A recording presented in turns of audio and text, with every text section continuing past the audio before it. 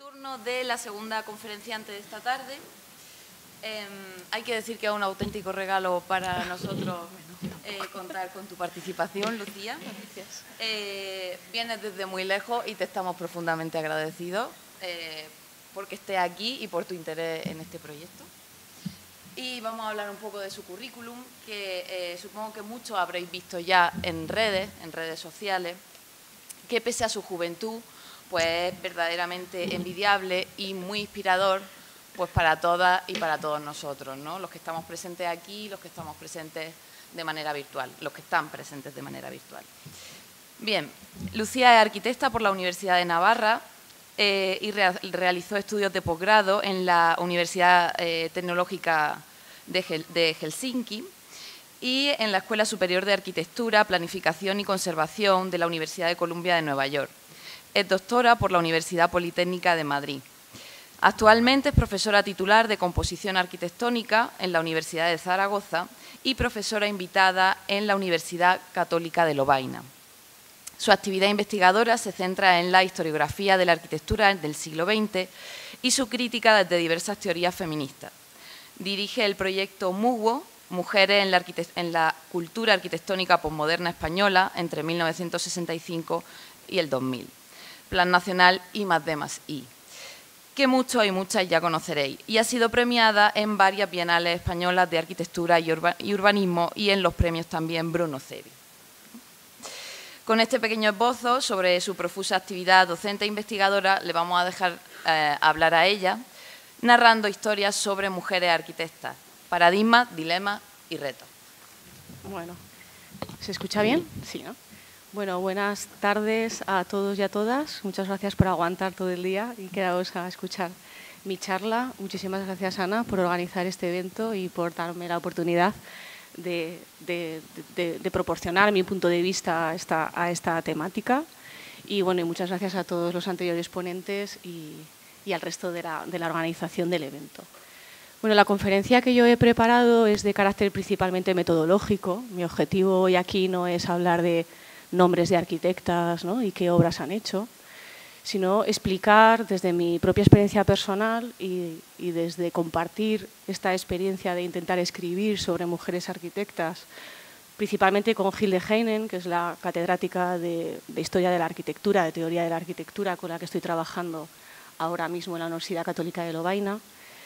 De esta experiencia conjunta y de este diálogo pues ha salido un artículo de investigación que se publicó en noviembre del 2022, hace unos meses, en el cual se basa esta conferencia, ¿no? Entonces, mi objetivo, como digo, no es tanto poner en valor unos nombres u otros, sino explicar cómo se ha venido escribiendo sobre mujeres arquitectas desde los últimos 60 años, ¿no? Porque la realidad es que el legado que tenemos de literatura en torno a mujeres arquitectas nace principalmente en los años 60 y es un gran desconocido por parte de muchas historiografías y de muchos colegas, principalmente porque todas las autoras que han escrito sobre mujeres arquitectas son mujeres, ¿no?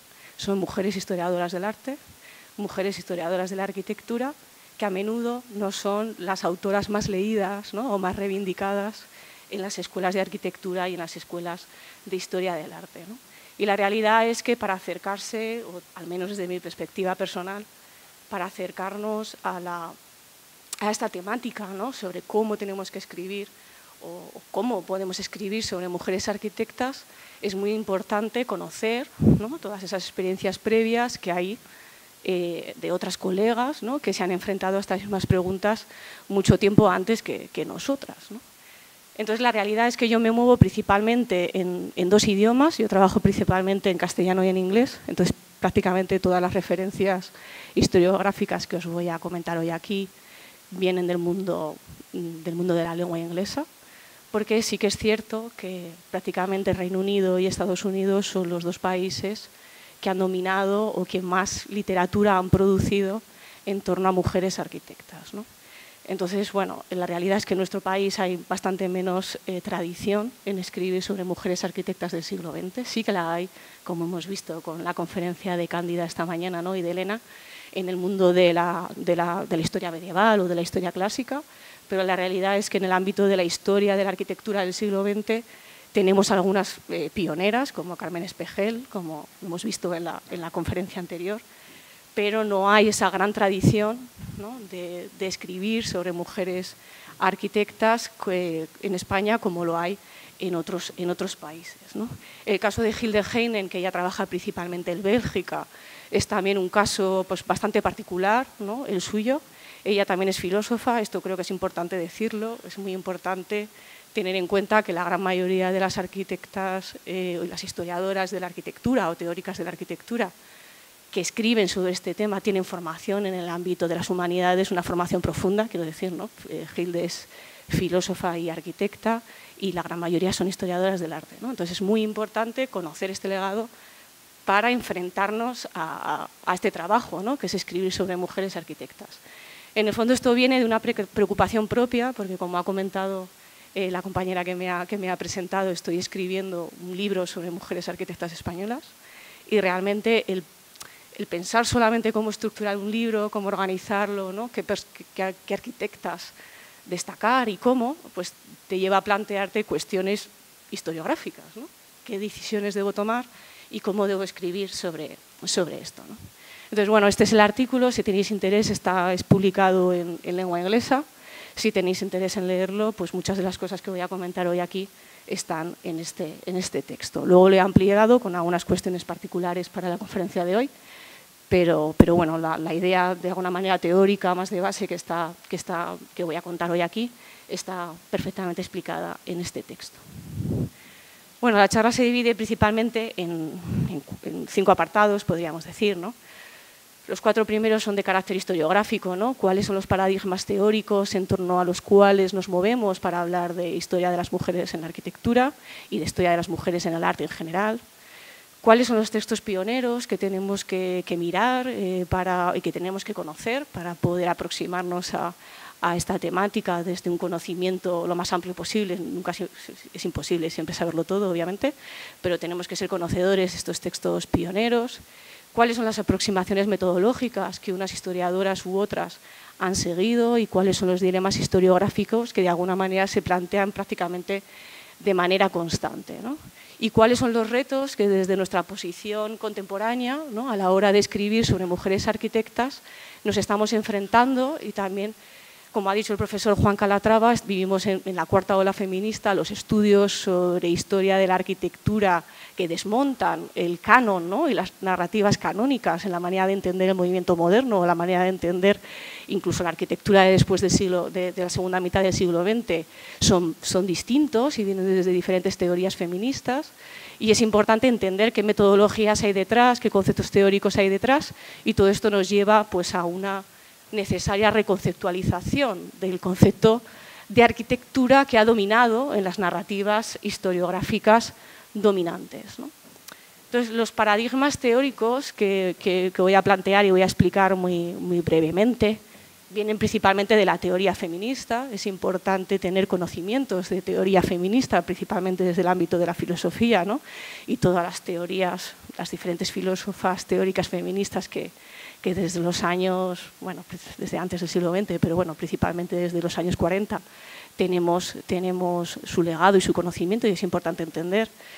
Entonces tenemos 4 paradigmas importantes, ¿no?, lo que llamaríamos el pensamiento desde la diferencia, el pensamiento desde la igualdad, el pensamiento constructivista o el constructivismo, entendido desde el constructivismo no como el estilo arquitectónico, sino como la teoría filosófica, y el concepto de la interseccionalidad, ¿no?, que son 4 conceptos que se van entrelazando, ¿no?, y que tienen una mayor o menor presencia en las diferentes narrativas en torno a esta cuestión, ¿no? El concepto o el paradigma de la igualdad es un paradigma fundamental, ¿no?, que presupone pues, que hombres y mujeres son plenamente iguales y comparten las mismas capacidades y ha sido una manera de entender o de abarcar el conocimiento que ha conseguido grandes logros, principalmente históricos, ¿no?, como que las mujeres tienen derecho a educarse en igualdad de condiciones que los hombres, que son demandas que ha habido por parte de feministas desde el siglo XVIII, incluso antes, ¿no?, y que han conllevado una igualdad a nivel principalmente legislativo, ¿no?, a nivel de derechos de educación. De hecho, tenemos en las escuelas de arquitectura hoy en día mayoría femenina, ¿no?, desde hace ya bastantes décadas. que Simone de Beauvoir, que es como el gran paradigma, ¿no? El gran punto de inflexión en la teoría feminista, puso de manifiesto, ¿no? Con su deseo de hermandad entre hombres y mujeres en el libro del segundo sexo, que es probablemente la base fundacional de la teoría feminista del año 1949 y que tuvo un gran despegue a partir de los años 70 con el movimiento de liberación de las mujeres, ¿no? Y sus diferentes demandas, principalmente a nivel político, a nivel legislativo, con este movimiento pues, en Estados Unidos y también en Francia principalmente, que son los dos países dominantes en esta cuestión, ¿no? Y que se extendieron obviamente a toda Europa y a todo, digamos, a todo el norte, podríamos decir, ¿no? La cultura occidental y el norte del planeta, ¿no? El paradigma de la diferencia apoya esta idea de que las mujeres son iguales, pero defiende que son diferentes en su esencia, ¿no? Que son fundamentalmente diferentes y que por tanto la sociedad se beneficiaría de un reparto más equitativo del poder, ¿no? El paradigma de la diferencia es un paradigma epistemológico, hay que tener en cuenta que estos son conceptos teóricos que nos ayudan a avanzar en el conocimiento, ¿eh? Yo no estoy posicionándome a favor de uno u otro, no es ese mi objetivo. El objetivo es simplemente mostrar cuáles son esos diferentes paradigmas y cómo están influyendo en la manera de construir historia en la arquitectura de las mujeres, ¿no? El paradigma de la diferencia ha sido defendido por muchísimas teóricas que vienen desde el ámbito de la filosofía principalmente, pero también del ámbito de la sociología o de la política, ¿no? Y que ha dado lugar a planteamientos, ¿no? Y a conceptos posteriores muy relevantes, ¿no? Ha sido abanderado principalmente por mujeres no heterosexuales y también de razas no blancas, ¿no? Y que es importante entender también en esta teoría, ¿no? Sobre cómo afrontar, ¿no? El hecho diferencial de las mujeres. El paradigma del constructivismo o del pensamiento constructivista, ¿no? Apoya la idea de que la arquitectura no es un fondo neutro para las prácticas sociales discriminatorias, ¿no? Que dominan en la sociedad, sino que forma parte de este aparato cultural que establece y mantiene las diferencias de género, ¿no? Aquí hay una historiadora fundamental, que es John Scott, que en los años 80 publicó este artículo, ¿no? El género como categoría histórica, ¿no? Y que planteó ya esta diferencia entre sexo y género, entendiendo el sexo como la cuestión biológica y el género como la cuestión social, ¿no? Y intentando crear nuevos conceptos teóricos, como el concepto de la feminidad, entendido no en su condición mitológica, sino desde una perspectiva teórica, ¿no? Y como al final nacer mujer y educarte en la feminidad te lleva a construirte como mujer, que esto es una idea que ya proponía Simone de Beauvoir en sus libros, pero que John Scott de alguna manera teoriza, ¿no? Para ser utilizado el concepto de género en la sociología, en las humanidades, en la filosofía, en la antropología, y eso ha derivado en todo un desarrollo de los estudios de género aplicados a diferentes disciplinas, principalmente desde los años 70 y los años 80, ¿no? Tenemos varios libros, ¿no? del ámbito de la sociología, como La mística de la feminidad, que es un libro básico del contexto norteamericano, en este caso, ¿no? Que analiza la condición patriarcal de los suburbios americanos, ¿no? Y cómo se genera cómo las mujeres, de alguna manera, después de la Segunda Guerra Mundial, estaban obligadas por la propia presión cultural, ¿no? A volver a casa, ¿no? Y a dedicarse pues, a las tareas propias de las mujeres, como era la crianza, ¿no? y el cuidado del hogar, y que fue un libro pues, muy revolucionario en los años 60 en aquel momento, pero ya también libros mucho más científicos, ¿no? De carácter puramente académico, como la politóloga Carol Pateman, ¿no? Que nos habla del contrato sexual, que es una crítica. Ella es una filósofa y politóloga que hace una crítica a textos de los contractualistas, contractualistas clásicos, ¿no? Como Thomas Hobbes, John Locke o Rousseau, ¿no? Proponiendo nuevos conceptos teóricos, que de esto se trata, ¿no? Es importante reconocer y entender cuáles son los nuevos conceptos teóricos que toda esta genealogía de pensamiento, toda esta epistemología está proponiendo, ¿no? Para conocerlos y utilizarlos en la manera de escribir sobre mujeres arquitectas desde nuestra posición como académicas, ¿no? Entonces el concepto del contrato sexual es muy importante, ¿no? Porque pone de manifiesto cómo la sociedad moderna de alguna manera se nutre de esa relación de matrimonio, ¿no? Del contrato sexual entre hombre y mujer heterosexual para su funcionamiento y su desarrollo desde los textos de Hobbes o principalmente desde la modernidad en el siglo XVIII. Quizá el último paradigma que es un paradigma mucho más contemporáneo, ¿no? Es un concepto que se creó en los años 80, que es el concepto de interseccionalidad, y que es básico en nuestra posición contemporánea, parte de la idea de que el género no es más que uno de los diferentes parámetros o ejes de opresión que sufren los hombres y las mujeres, ¿no? Y que se entrecruzan en la experiencia individual que cada uno tiene de los diferentes elementos de opresión a los que se ve sometido por su género, por supuesto, pero también por su raza, por su religión, por su lengua nativa, ¿no? Su lengua maternal, también por la geografía en la que vive, por la cultura en la que se desarrolla. El concepto de la interseccionalidad es un concepto básico, o muy importante actualmente. Como decía, es un concepto que se creó a finales de los años 80 por Kimberly Williams Creswell, que es una jurista, ¿no? Que tuvo que desarrollar estas teorías y crear estos nuevos conceptos teóricos para poder realizar su trabajo, ¿no? Y defender por qué una mujer de raza negra se veía doblemente oprimida frente a una mujer de raza blanca en el contexto norteamericano, ¿no? Los estudios feministas son muy plurales, hay grandes teóricas, ¿no? Y sobre todo desde la tercera ola feminista en los años 90 han proliferado y dando lugar como a diferentes visiones feministas, desde el feminismo queer, el feminismo de la diferencia sexual, el feminismo indígena, el feminismo negro, el feminismo lesbiano, el feminismo ecológico, el feminismo postcolonial. Tenemos muchos tipos de feminismos distintos, liderados por diferentes filósofas y teóricas, que es muy importante conocer, porque al final nos ofrecen herramientas teóricas y conceptuales que podemos utilizar para generar historias, ¿no? Y teorías en torno a la arquitectura, porque al final hablar de mujeres arquitectas es hablar de mujeres arquitectas, que es una sociedad concreta, ¿no? Y que todas estas filósofas están estudiando la condición de mujer, ¿no? Independientemente de la arquitectura, pero al final tenemos que entender cómo se está teorizando sobre lo que significa ser y vivir como mujer en la sociedad contemporánea, ¿no?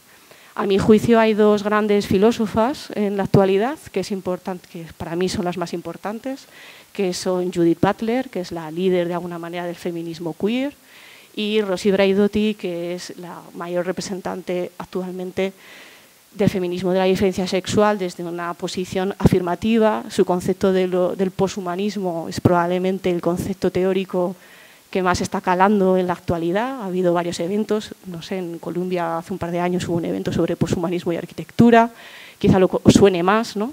Pero la condición poshumana, ¿no? Y la situación actual como una condición del poshumanismo, este concepto del poshumanismo viene de la mano de esta filósofa, ¿no?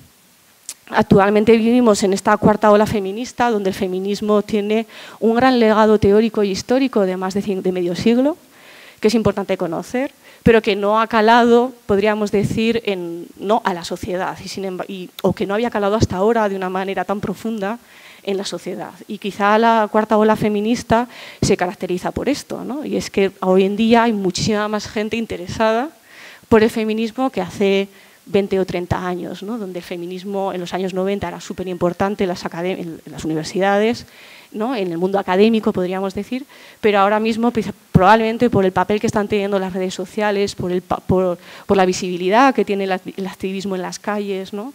Y por la fácil transmisión a través de los medios digitales, de las redes sociales, de la televisión, etcétera, de todos estos movimientos, está empezando a calar estos discursos en otras disciplinas, y al final la importancia que tiene todo este discurso en el ámbito de la arquitectura o la relevancia que se le está dando en el día a día, pues también es fruto de este movimiento, ¿no?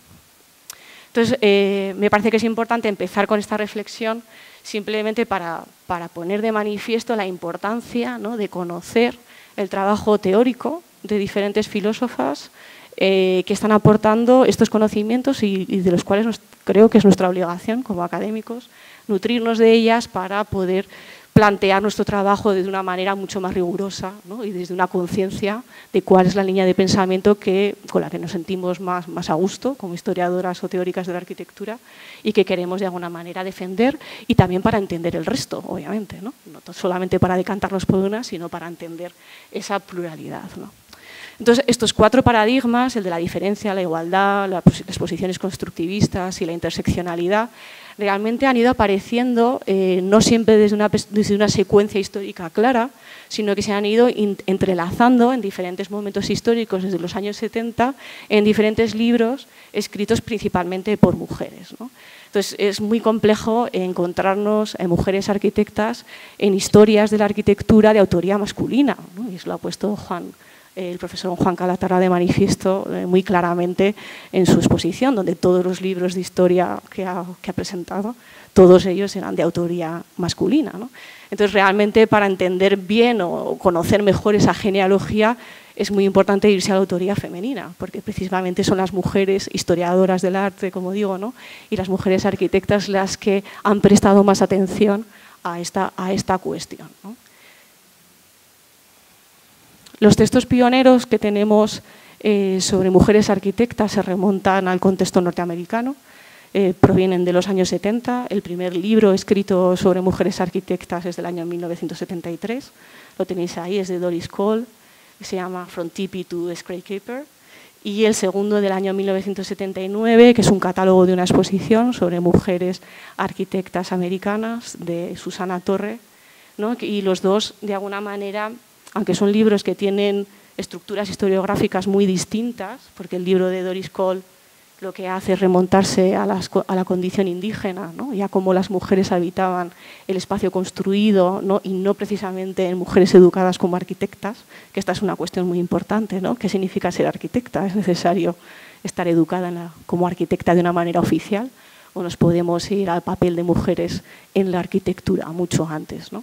El libro de Susana Torres, sin embargo, sí que trabaja más con mujeres educadas oficialmente en la arquitectura, aunque también da voz a mujeres teóricas, ¿no? A mujeres comisarias de otras exposiciones, etcétera, ¿no? Pero estos son los dos libros, de alguna manera, que podemos considerar pioneros.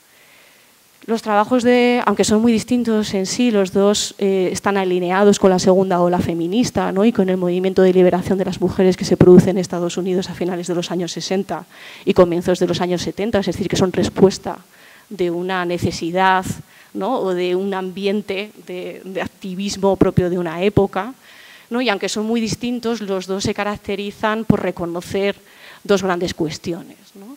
Que es importante reconocer que la historiografía canónica de la arquitectura se enmarca en torno a experiencias masculinas, es decir, que las narrativas que hemos heredado de cómo es la arquitectura está principalmente construida en torno a experiencias de varones, y por otro lado que es importante crear nuevos conocimientos sobre experiencias femeninas, ¿no? Y a través de ese conocimiento de las experiencias femeninas seremos capaces de crear nuevas narrativas más justas, ¿no? En el fondo, esta doble cuestión que Doris Cole y Susana Torres estaban planteando no era nueva, ya había muchas historiadoras del arte antes que ellas que se habían hecho exactamente la misma pregunta desde el ámbito de la historia del arte. Voy a nombrar a tres historiadoras del arte que para mí son importantes: Lynla Nochlin, Lysenda Pollock y Gerda Lerner, luego las veremos. Hay un texto fundamental de Lynla Nochlin del año 1971 que es ¿por qué no ha habido grandes mujeres artistas? Este artículo, que fue también un punto de inflexión en el ámbito de la historia del arte, plantea muchas cuestiones que son muy relevantes también para la historia de la arquitectura, ¿no? Y una de ellas tiene que ver con esa predominancia absoluta, ¿no? Del varón como gran artista y gran arquitecto, y esto es algo que tenemos heredado y totalmente normalizado en la propia manera que tenemos de educar. Yo doy clases de historia de la arquitectura en segundo, doy clases de arquitectura renacentista y de arquitectura del neoclásico, y por supuesto ¿no? Todos los grandes arquitectos del Renacimiento, ¿no? Y de la época de la Ilustración están ahí presentes, ¿no? Y esta predominancia de arquitectos, artistas varones es algo que hemos heredado también en las propias narrativas del movimiento moderno, ¿no? Y algunos de los casos no hace falta más que vernos los índices de muchos de los libros que ha comentado, ¿no? El profesor Juan Calatrava, si vas a Espacio, Tiempo y Arquitectura.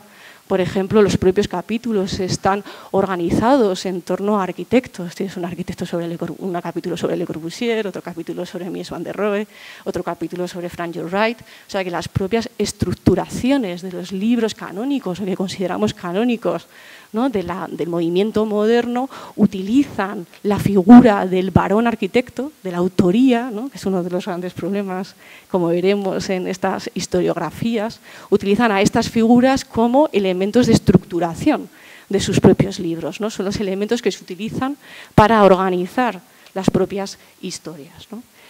Hay varios estudios realizados por diferentes arquitectas que se han publicado en congresos y en capítulos de libro, que lo que hacen es evaluar, ¿no? Coger todas estas historias del movimiento moderno y evaluar desde una perspectiva estadística, puramente estadística, similar a lo que ha hecho el profesor Juan Calatrava hoy, pero cogiendo un contexto cultural concreto, ¿no? Una serie de libros dominantes concretos.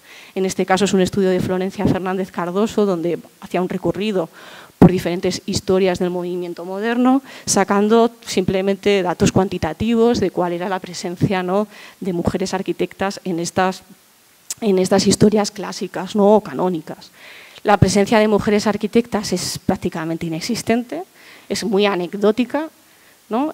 Hay otros artículos desde el contexto norteamericano, que el libro del Trachtenberg, que es también uno de los libros canónicos que se utiliza de manuales, en este caso para estudiantes, ¿no? que de alguna manera ponen de manifiesto lo mismo, ¿no? que apenas hay autoría femenina en estos textos o en estos libros, pero además hablan, ¿no? de que la manera que tendemos a afrontar la historia de la arquitectura es eurocéntrica, por supuesto, está obviamente sesgada por género, solamente hay presencia principalmente masculina, pero además es eurocéntrica, además tiende a poner en mayor valor obras de carácter monumental, ¿no?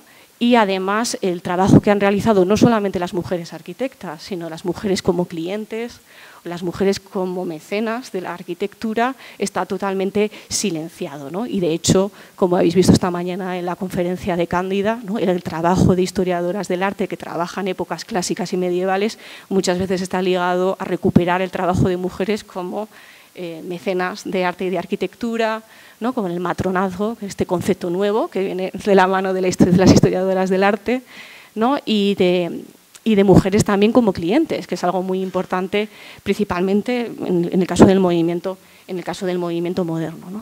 Yo realicé un estudio estadístico similar en un trabajo de fin de grado con una alumna, Lucía Ferrer, a la cual le agradezco públicamente su trabajo, ¿no? donde hicimos lo mismo con las historias de la arquitectura española del siglo XX, ¿no? para ver cuál era esa presencia de mujeres arquitectas. Los resultados que salían eran pues, muy similares, ¿no? Los años 50 y 60 pues, prácticamente no hay mujeres arquitectas. Analizamos 3 libros de Ángel Urrutia. Bueno, aquí está un poco el resultado, ¿no? de Cabrero y de Capitel para ver un poco esta relación. Y a pesar de que las mujeres en el caso español han ido incrementándose, sobre todo a partir de los años 80, había, por ejemplo, en la década de los 90 había menos presencia femenina que en la década de los 80, ¿no?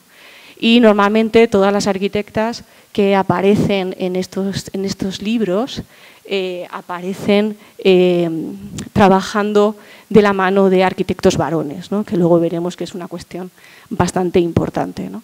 Entonces, desde el ámbito, todas las diferentes historiadoras, ¿no? se hacen un poco la misma pregunta, ¿no? ¿Dónde están las mujeres que han estudiado arquitectura? Porque estos datos, ¿no?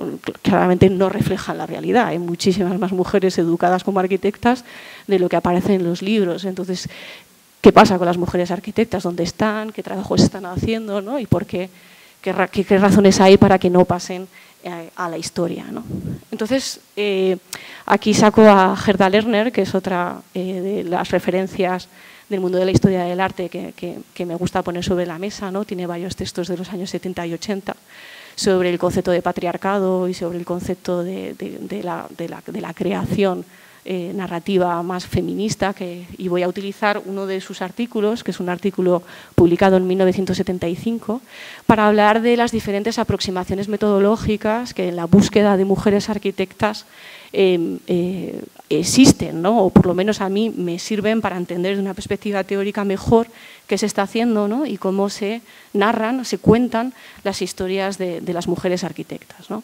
Ella diferencia entre 2 maneras de hacer historia, la historia de la compensación y la historia de la contribución. A mí estos 2 conceptos me ayudan mucho a entender estas diferentes perspectivas, y creo que hoy hemos tenido 4 conferencias previas a las mías, donde yo 2 las situaría en la historia de la compensación y otras 2 las situaría en la historia de la contribución. Y creo que me parece pedagógico que sigáis conmigo un poco estos 2 conceptos para ver si consigo convenceros de por qué esto es así, ¿no? Y para que entendáis un poco la diferencia, ¿no? El concepto que ella propone de historia de la compensación se plantea 2 preguntas de investigación dominantes, ¿no? ¿Quiénes son las mujeres que faltan en las historias? Y quiénes son estas mujeres de éxito y qué lograron, ¿no? Esta pregunta, quiénes son las mujeres que faltan y qué lograron, nos llevan a un conjunto de mujeres, ¿no? Que son probablemente las mujeres que han destacado el profesor Juan Calatrava y la profesora Carmen Espejel en sus respectivas conferencias, ¿no? Que son mujeres principalmente mujeres, bueno, voy a poner esta diapositiva que se va a ver mejor, ¿no? Bueno, muchos de estos libros que estéis aquí los han puesto en conferencias anteriores, ¿no? Tenemos una recuperación del trabajo de mujeres ligadas al movimiento moderno, porque el movimiento moderno sin duda es la época más importante del siglo XX, y tenemos muchas monografías, ¿no? Pues de Alison Edmondson, de Lily Reis, de Charlotte Perriand, ¿no? Contestar a esta pregunta nos lleva a estos nombres, ¿no? A Charlotte Perriand, a Lily Reis, a Ray Eames, a Aino Alto, ¿no? A toda esta proliferación de libros, ¿no? En torno a estas figuras. Pero estas figuras, si somos, por un lado es importante sin duda reconocer su trabajo, pero por otro lado son figuras que vienen siempre de la mano de un arquitecto varón, ¿no? Un gran arquitecto del movimiento moderno, o de la tardomodernidad o de la posmodernidad, si queréis, ¿no? Si queréis meter a Dennis Scott Brown o a otras, ¿no? De tal manera que si somos críticos con esta manera de entender la contribución, ¿no? La idea de la compensación, perdón, la idea de la compensación histórica nos lleva un poco a reconocer la coautoría en muchos de estos proyectos, ¿no? De tal manera que aparecen estos nombres siempre ligados a una figura masculina, ¿no? Entonces, dentro de que obviamente la historia de la compensación es muy importante, si somos críticos nos tendríamos que criticar el propio concepto de mujer excepcional que estas historias están proponiendo, ¿no? Y es que desde una perspectiva interseccional, es decir, si tenemos en cuenta otros ejes de opresión, estas mujeres excepcionales son principalmente mujeres de raza blanca, son principalmente mujeres de alta posición social, son mujeres además alineadas con la heterosexualidad normativa, todas ellas tienen una relación de matrimonio romántica o familiar con un arquitecto varón, ¿no? Y todas estas mujeres, por supuesto, vienen de la cultura norteamericana, centroeuropea o nórdica, ¿no? Entonces, claro, el trabajo de la compensación sin duda es muy importante, pero desde una perspectiva crítica no representa la pluralidad de mujeres arquitectas que tenemos en la sociedad contemporánea, ¿no? Y tiende a recuperar a mujeres siempre desde una posición de subordinación, ¿no? Y de dependencia del arquitecto varón, que para mí esto es algo muy importante y que nos llevará, pues, a un concepto que explicaré un poco más adelante, que es el concepto de matriz heterosexual, que es un concepto que lanza Monique Wittig, que es una teórica francesa y que luego Judith Butler utiliza muchísimo, ¿no? La idea de la contribución es un concepto de historia un poco más amplio, ¿no? Más inclusivo, podríamos decir, que no solamente se centra en mujeres excepcionales y que consiguieron, a pesar de las dificultades de su época, de las diferentes discriminaciones, ¿no? Que pudieron sufrir, de las dificultades para educarse, etcétera, etcétera, sino que más bien intenta reconocer la diversidad de mujeres que ejercen la profesión, pero también a la diversidad de mujeres que contribuyen al entorno construido o a la arquitectura desde otras funciones, ¿no? Y ahí podríamos enmarcar en la historia de la contribución, por ejemplo, la conferencia que ha dado Cándida y Elena, ¿no? Donde hemos visto cómo están contribuyendo, ¿no? Un rescate del trabajo realizado por mujeres, no como arquitectas, sino desde otras funciones, ¿no? Y también la conferencia de la profesora Marta Llorente, desde mi punto de vista, iría por este camino, ¿no? Cómo las mujeres, a través de la literatura, a través de la poesía, están contribuyendo al conocimiento de la ciudad, del entorno construido, etcétera, ¿no? Entonces, me parece que es muy importante entender estas dos maneras de hacer historia, ¿no? Porque unas están de alguna manera más cercanas a la construcción canónica de entender la historiografía de la arquitectura, y la otra, sin embargo, son un poco más amplias, intentan más recuperar lo que entendemos como la agencia femenina, ¿no? ¿Cuál es lo diferencial, ¿no? Estarían más alineadas con un discurso de la diferencia, ¿no? ¿Cuál es lo diferencial? La aportación autónoma que las mujeres, sin necesidad de vincularse a un varón, ¿no? nos están ofreciendo a la sociedad, ¿no? En esta línea de pensamiento nos encontramos muchísimos libros, y de hecho los dos libros pioneros que he comentado al principio están alineados con la historia de la contribución, que no con la historia de la compensación, ¿no? Y ahí nos encontramos otros muchos libros, ¿no? El libro de Alice Friedman sobre mujeres y el movimiento moderno, La casa moderna, que intenta recuperar el trabajo de clientas mujeres, ¿no? En las oportunidades que grandes arquitectos del movimiento moderno tuvieron para construir sus viviendas, como la casa Farnsworth, que es el ejemplo paradigmático de esta cuestión, pero el libro de Designing Women de Anne-Marie Adams, que es una historiadora canadiense muy importante, también va en esta línea, o de Gilly Willis, que escribió la primera historia de las mujeres en la arquitectura en Australia, o de Despina Stratigakos, que ha trabajado principalmente las aportaciones de mujeres arquitectas en Alemania, o de Asti en el caso de India, o de Hilde Heinen con su recuperación y su monografía de Sibylle Moholy-Nagy como defensora de la arquitectura vernacular o como docente en el ámbito de la arquitectura. Entonces, como digo, es importante desde mi punto de vista entender estas dos maneras dominantes, luego veremos otras, que hay más, por supuesto, pero estas dos maneras que han dominado de alguna manera la historiografía. Pero ambas, tanto la historia de la contribución como la historia de la compensación, se enfrentan a diferentes dilemas historiográficos que están presentes y que son transversales a ambas cuestiones, ¿no? Y voy a intentar ir un poco más rápido porque veo que estoy yendo muy lento y me voy a pasar de la hora. Entonces, hay una serie de dilemas historiográficos que están presentes y como teóricas de la arquitectura debemos de reconocer y abordar, ¿no?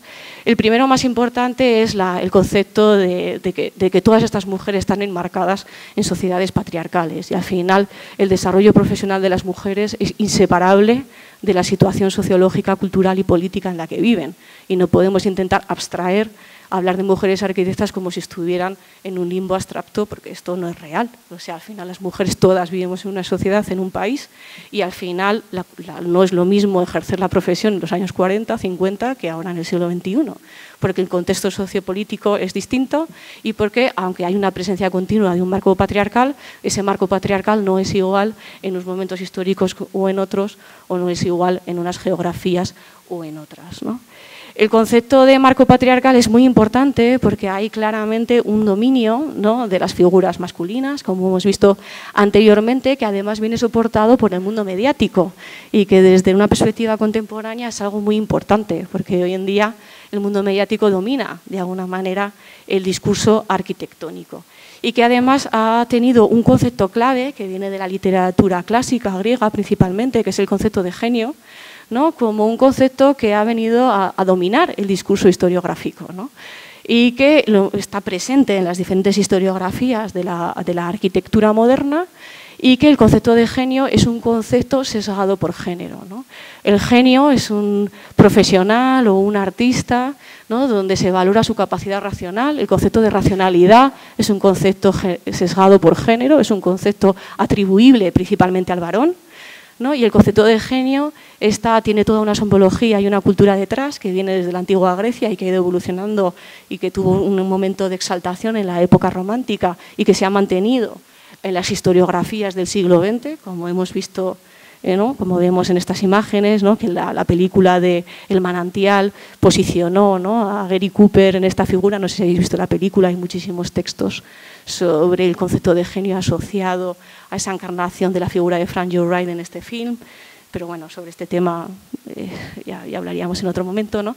Y que ha sido recuperado desde la teoría feminista a través de los textos de Christine Battersby, ¿no?, donde analiza esos sesgos de género que hay detrás en torno al concepto de genio, ¿no? Y es que el concepto de genio está muy ligado al concepto de autoría, que es probablemente uno de los conceptos teóricos que nos han servido para historiar la arquitectura y que desde la perspectiva feminista probablemente tenemos que que criticar, ¿no? Y es que, bueno, el concepto de genio como arquitecto creador, o la idea del arquitecto como genio creador, perdón, es una idea que tenemos muy interiorizada, porque es la manera en la que sistemáticamente nos han ido enseñando que tenemos que evolucionar, tenemos que ser genios creadores, y al final este concepto está sesgado por género y tiende a privilegiar al varón, ¿no? El segundo dilema historiográfico es la relación entre mujeres y esfera privada. Desde la modernidad se generaron estos dos grandes conceptos políticos, la esfera privada y la esfera pública, la esfera privada ligada a la mujer, la propia de la feminidad, ligada a la casa, y la esfera pública ligada a la política, ligada a la ciudad, de manera activa, no como decía Cándida esta mañana, mujeres hay en la ciudad, pero con capacidad de acción activa, esto es otra cuestión, ¿no? La esfera pública, entendida con el concepto de participación activa en la vida política y en la ciudad, separa a los géneros de tal manera que la mujer ha estado históricamente asociada con la esfera privada. Y de ahí que muchas mujeres arquitectas se han ocupado principalmente, precisamente por ese marco patriarcal en el que se han desarrollado, han ido desarrollándose como profesionales donde han podido realmente, ¿no? Donde han tenido capacidad de acción, donde han tenido capacidad de desarrollo. Y muchas arquitectas pues, se han ocupado principalmente de arquitecturas domésticas, de arquitecturas ligadas a la educación o arquitecturas ligadas al cuidado de otras personas, que son los ámbitos de trabajo que se han naturalizado o se han entendido históricamente como propios de la esfera privada y que además se han entendido como encargos menores, ¿no? No son arquitecturas monumentales, no son arquitecturas que están en los libros de historiografía, ¿no? Sino que son arquitecturas muy a menudo entendido como menores, ¿no? Y aquí sí que tenemos que hacer una diferencia entre casa y vivienda. En inglés esto se entiende mejor, no es lo mismo house que home. La house es masculina y el home es femenino, son dos conceptos distintos, ¿no? Pero todos estos diferentes ámbitos de trabajo ligados a la esfera de la feminidad o a la esfera privada han sido en los que históricamente las mujeres se han desarrollado más, ¿no? Y en ese camino muchos de los libros de historia de la arquitectura ligados a mujeres analizan estos trabajos de estas mujeres, ¿no?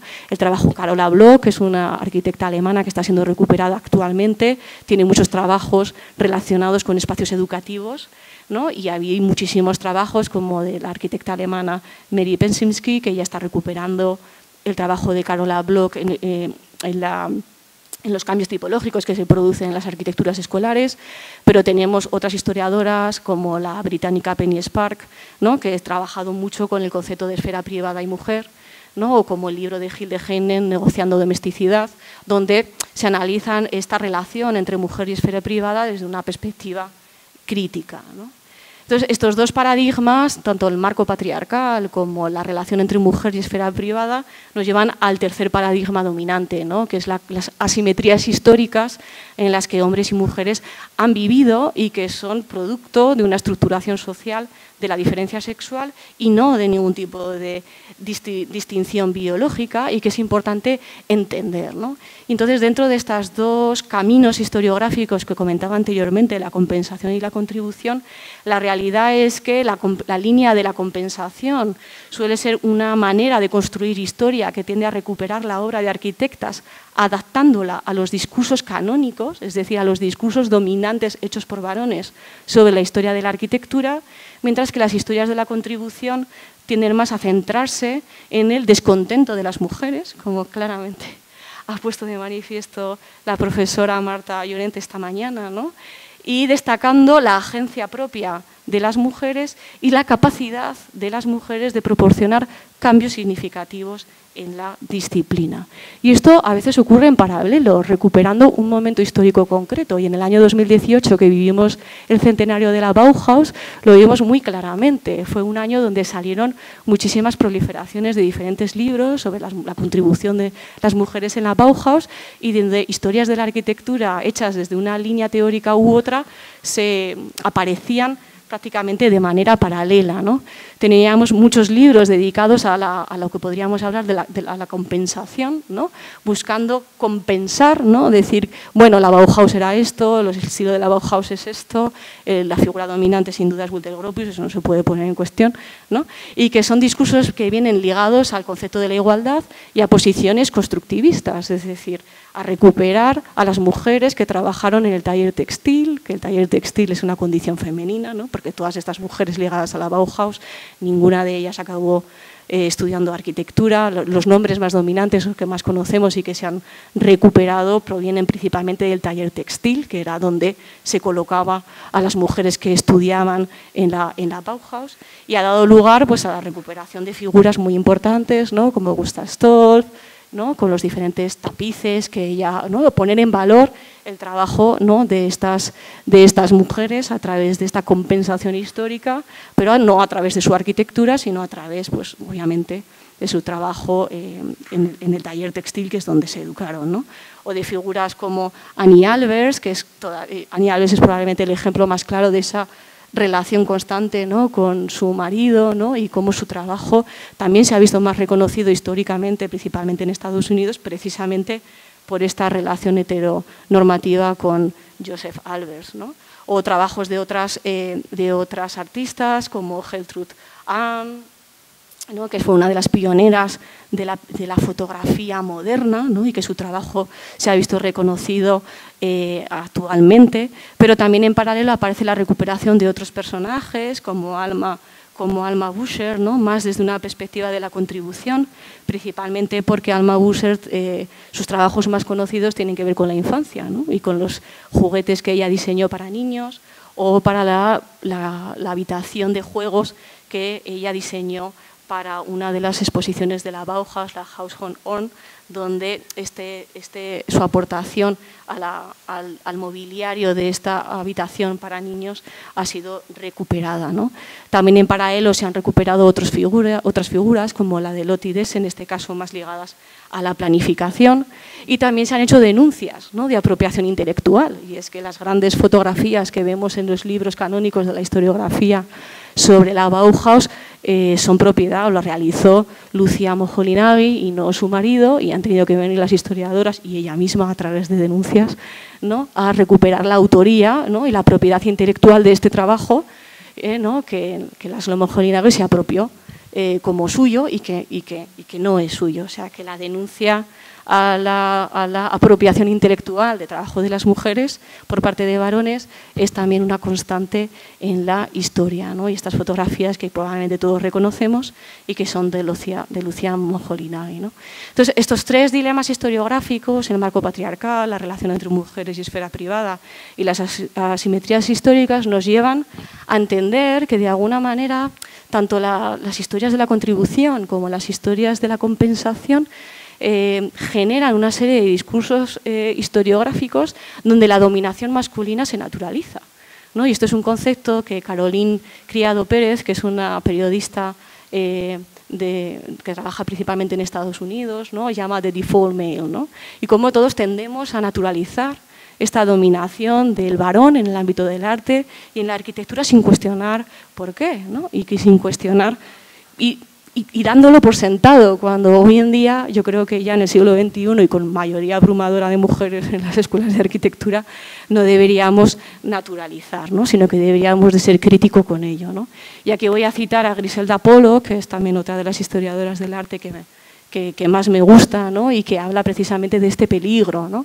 Y cómo esta recuperación en estos momentos históricos donde las asimetrías históricas y las relaciones de género todavía están muy polarizadas, tiene este peligro, ¿no? Y el peligro de la naturalización de la dominación masculina y cómo los discursos en torno a figuras, ¿no? Del movimiento moderno, de las mujeres de la Bauhaus, etcétera, tienen como consecuencia esta realidad, ¿no? Y es que en el siglo XXI estamos tomando como referentes a mujeres en una situación sociocultural muy diferente a la nuestra, ¿no? Y en un momento cultural en el que esa dominación masculina era mucho mayor que la que hoy en día creo que nosotras ya en el siglo XXI debemos aceptar, ¿no? O podemos de alguna manera cuestionar, ¿no?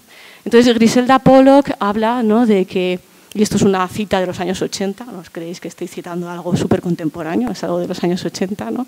Ella dice que el trabajo de las teóricas de la arquitectura debe tener dos grandes objetivos, ¿no? Por un lado hay que recuperar datos, debemos de recuperar el trabajo hecho por mujeres, pero en paralelo debemos de ser capaces de deconstruir, ¿no?, las historiografías canónicas para generar nuevos discursos, ¿no? Nuevos discursos que den el lugar, en un lugar más justo al trabajo que han hecho las mujeres, intentando desvincularlo de esa dominación naturalizada del trabajo realizado por varones. Y aquí el papel del historiador, la historiadora, ¿no?, o del teórico y de la teórica, de la arquitecta, es fundamental, porque los historiadores y las historiadoras también somos hombres y mujeres y también vivimos en una sociedad patriarcal, también sufrimos asimetrías históricas, ¿no? Y de alguna manera nuestro trabajo no es neutro, no es objetivo, y también nuestro trabajo también podemos decidir, ¿no?, qué líneas teóricas queremos de alguna manera escribir y dónde nos queremos alinear, ¿no? Entonces, Gerda Lerner se refiere al trabajo realizado principalmente desde la compensación histórica como un trabajo male-oriented, ¿no?, como orientado desde una perspectiva masculina, ¿no? Y es que el objetivo de la compensación histórica es poder explicar por qué determinadas mujeres son adecuadas para ser inscritas en las narrativas dominantes, ¿no?, en las narrativas canónicas. Y se busca explicar por qué el trabajo de determinada arquitecta merece ser incluido dentro de esa narrativa sin cuestionar la narrativa, ¿no? Espero que se entienda lo que quiero decir, ¿no?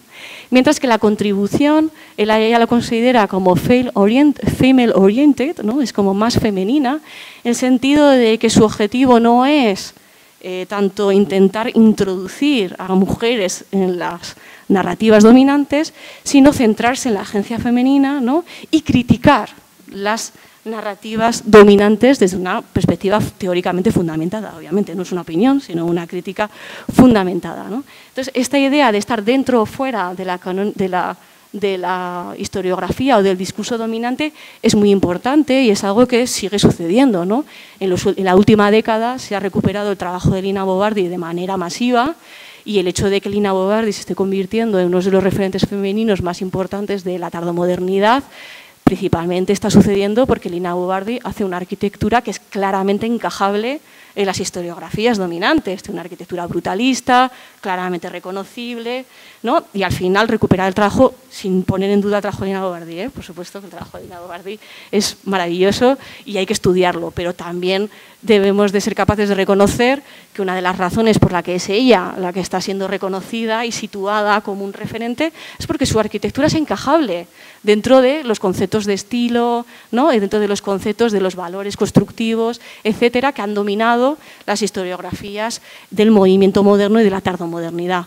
Algo que también está sucediendo con Eliane Gray, que también es una figura, ¿no?, que lleva como 20 años siendo recuperada de manera plural, ¿no?, por diferentes historiadores y historiadoras. Y es que su trabajo, más allá de estar relacionado con la figura de Le Corbusier, es un trabajo claramente encajable dentro de las diferentes historiografías. Y la idea de la contribución y de la compensación es interesante porque además hay el hecho de que haya varios historiadores e historiadoras trabajando sobre la figura, incluso sobre la obra, sobre un proyecto en concreto, como es la Casa 1027, pone de manifiesto cómo algunos historiadores se centran más en encajar, ¿no?, el trabajo de Eliane Gray dentro de sus textos dominantes, como hace Kenneth Frampton, ¿no?, pues que la mete en su libro, ¿no?, pero como hay otras historiadoras, ¿no?, que lo que hacen es recuperar el discurso crítico que Eliane Gray tenía con respecto al movimiento moderno, cosas que otros historiadores silencian. Y es que Eliane Gray era muy crítica con el propio movimiento moderno, ¿no?, y acusaba a la arquitectura moderna de ser una arquitectura fría, de una arquitectura poco doméstica, de una arquitectura excesivamente racional. Y esa crítica, a través de documentación, es un trabajo de recuperación que viene de la mano principalmente de historiadoras mujeres, ¿no? Otros casos, como el trabajo de la recuperación del trabajo del Silvino Jolinavi, que se están realizando actualmente, ¿no?, que empiezan a recuperar unos discursos no tan dentro del canon, sino en este caso fuera del canon, que tienen que ver con el poner en valor la arquitectura vernacular, ¿no?, en paralelo al desarrollo de la arquitectura moderna, ¿no?, como es el trabajo que ha publicado Hilde Heinen en el caso de Sibylle Moholy-Nagy. Y ahí entramos a recuperar otras maneras de entender la arquitectura que ya eran dominantes en los años 80, ¿no?, como las prácticas feministas. Esto que vemos ahora mismo del urbanismo con perspectiva de género, en el fondo no es algo nuevo, es algo que lleva más de 50 años encima de la mesa. Otra cosa es que estas prácticas lideradas por mujeres no tengan cabida en las historiografías canónicas, porque las historiografías canónicas no hablan de estos temas, hablan de otros, ¿no? Entonces tenemos recuperaciones del trabajo de urbanistas, ¿no?, y arquitectas feministas desde los años 80, como el grupo Matrix, que está siendo recuperado en la actualidad y que tiene varios proyectos, principalmente en Reino Unido, pues de gran interés, ¿no? Entonces, este dilema, ¿no?, de si la recuperación del trabajo de mujeres que yo estoy haciendo está dentro o fuera de los discursos canónicos es algo en lo que en la actualidad todavía nos vemos en ese dilema, ¿no?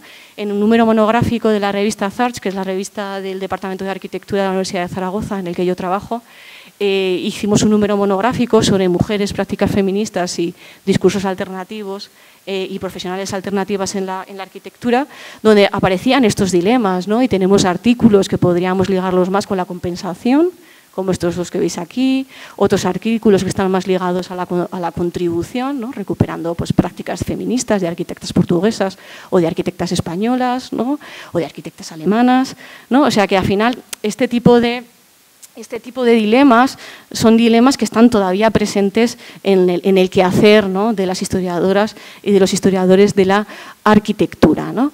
Hablando con alumnos, muchas veces cuando hablamos del concepto de lo canónico, los propios alumnos no son capaces de entender qué decimos cuando hablamos de arquitectura canónica, ¿no? Y bueno, ¿qué es el canon?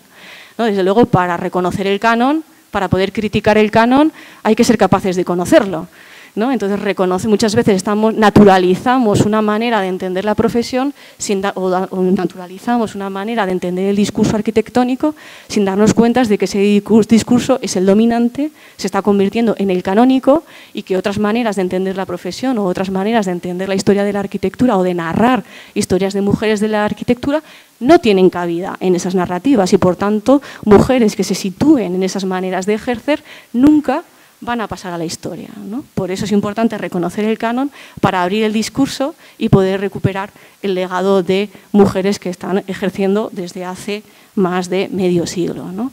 Yo recomiendo siempre este libro, What is Architectural History, es un libro de un historiador australiano, Andrew Leach, ¿no?, donde él explica cómo se ha tendido de alguna manera, de la manera dominante, a organizar el pasado, es decir, a hacer historiografía de la arquitectura, ¿no? No tanto historiografía como se ha tendido a hacer historia de la arquitectura, ¿no?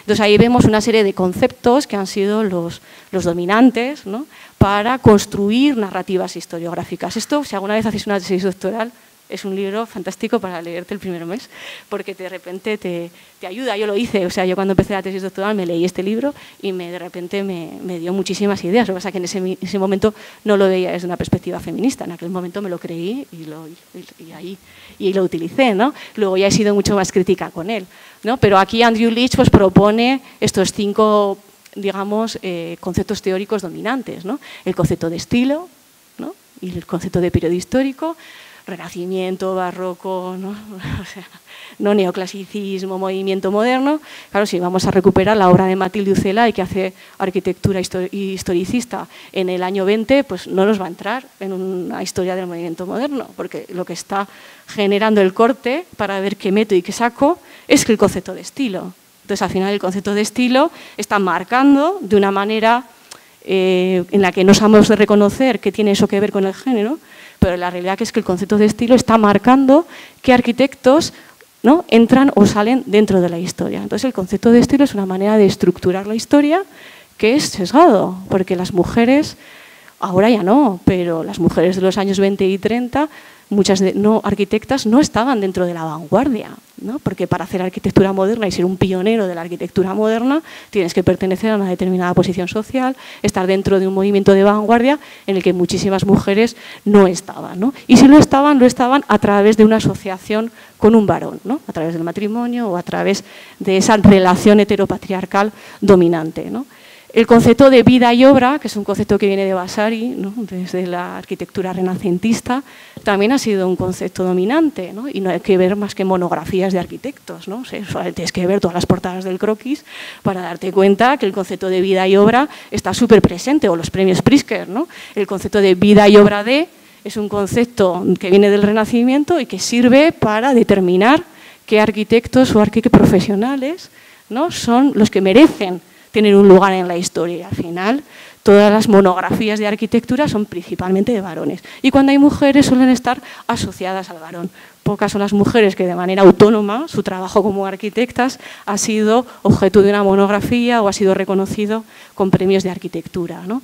La geografía y la cultura arquitectónica también es un elemento de organización historiográfica, ¿no? Y ahí tenemos pues, el dominio de la arquitectura occidental frente a otras arquitecturas, todos los conceptos que vienen ahora, todo el pensamiento postcolonial, que ahora mismo es muy importante, en el fondo es una crítica, ¿no? Al concepto de cultura arquitectónica dominante, ¿no? El análisis tipológico también es un concepto importante a la hora de analizar la historia de la arquitectura, y en los análisis tipológicos, aunque a priori nos parece que no tienen sesgos de género, sí los tienen, ¿no? Porque precisamente el análisis desde una perspectiva de género de edificios, desde una perspectiva tipológica, nos ayuda a entender cómo funcionaban las relaciones de género en un momento determinado, ¿no? Y bueno, voy a intentar ir un poco más rápido, pero bueno. Y luego están las cuestiones constructivas, ¿no? Las cuestiones técnicas y constructivas. Y es que al final la innovación constructiva, no todo el mundo tiene acceso a la innovación constructiva, ¿no? Y las mujeres muchas veces no han estado en posición de poder para poder acceder a esa innovación constructiva, ¿no? Entonces, todos estos parámetros que al principio nos parecen neutros, nos parece que no están relacionados con el género, tenemos que ser críticos y darnos cuenta si hay igualdad de oportunidades a través de este concepto, está generando algún tipo de discriminación. ¿A quién está privilegiando? ¿A qué autores y de qué género son los autores que de alguna manera se están viendo beneficiados o privilegiados por utilizar un concepto u otro como el concepto principal a la hora de escribir una narrativa, ¿no?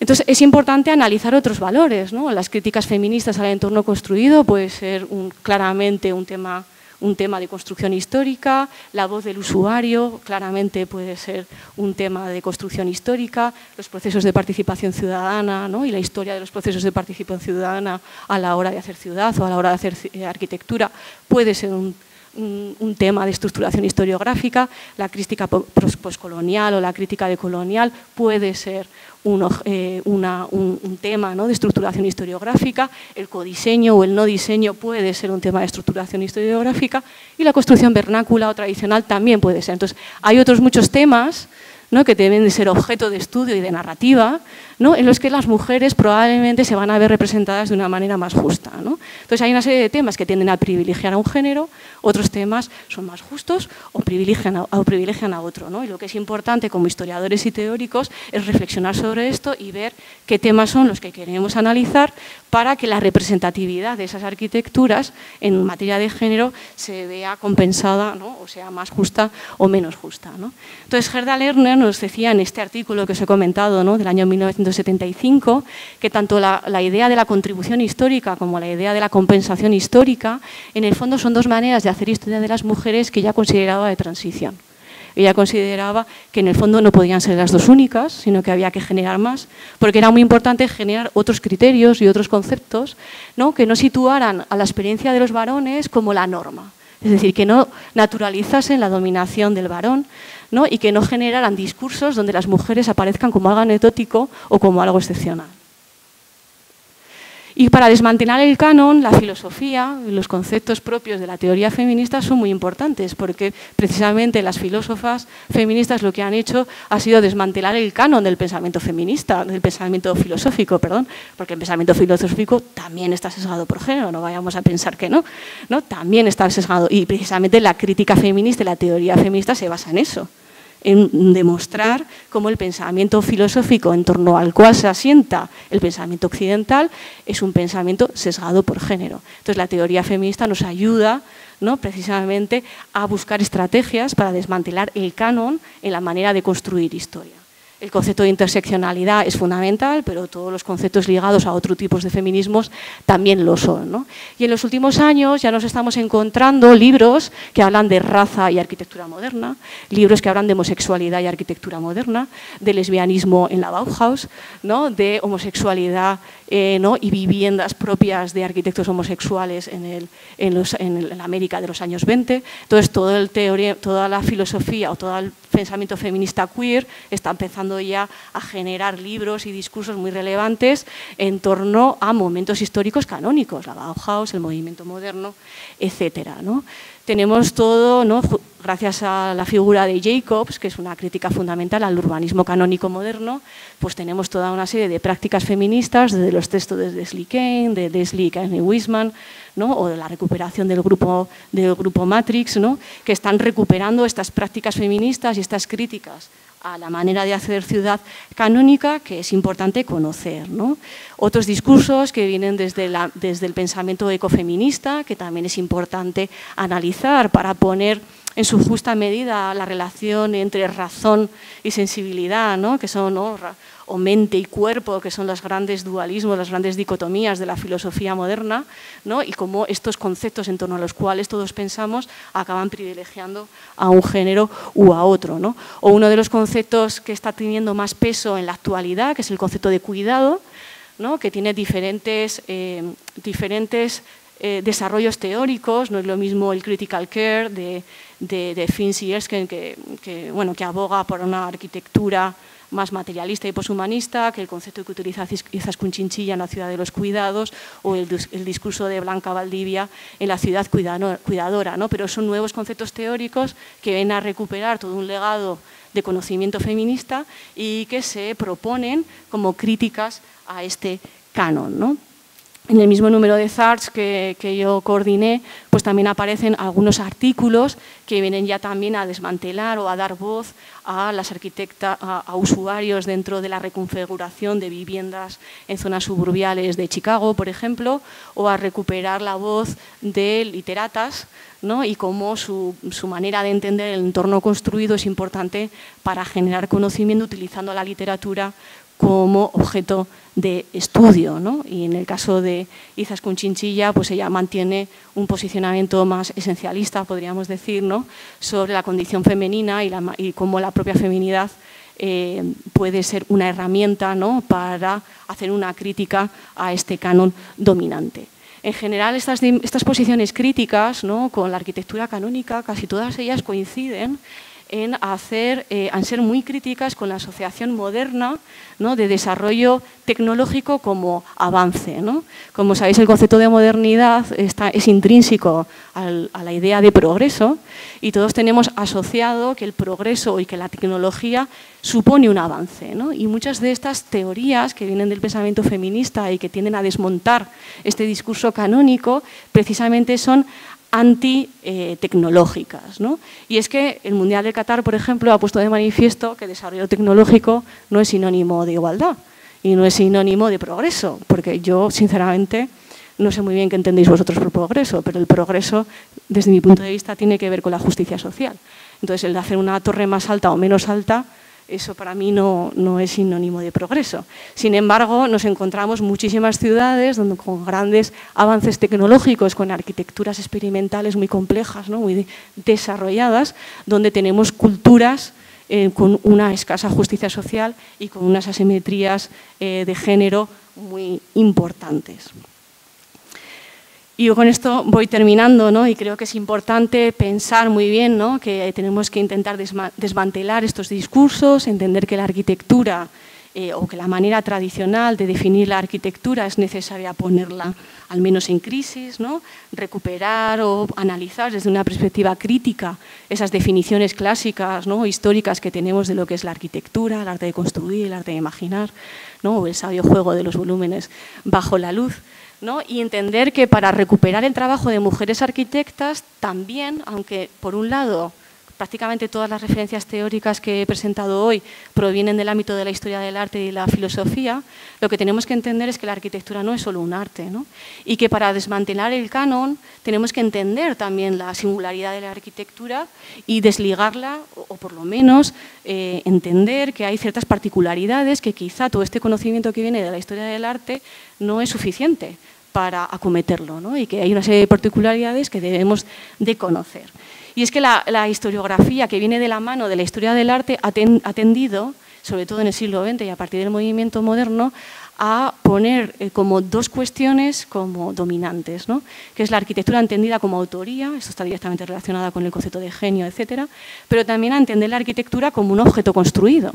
Y la arquitectura ni es, esa identificación entre arquitectura y autor es problemática, y la arquitectura entendida o entendida de una manera similar al objeto construido también es problemática, ¿no? Entonces, la crítica a la autoría como valor dominante debe de estar, de alguna manera, en nuestro pensamiento, y la arquitectura únicamente entendida como objeto construido también, ¿no?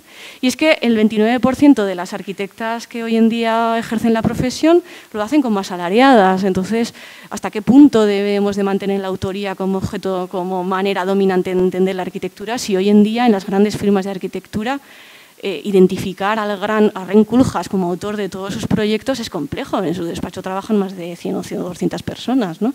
¿Hasta qué punto podemos adjudicarle, ¿no? Los medios tienden a adjudicar el trabajo de todo un equipo a una sola persona, ¿no?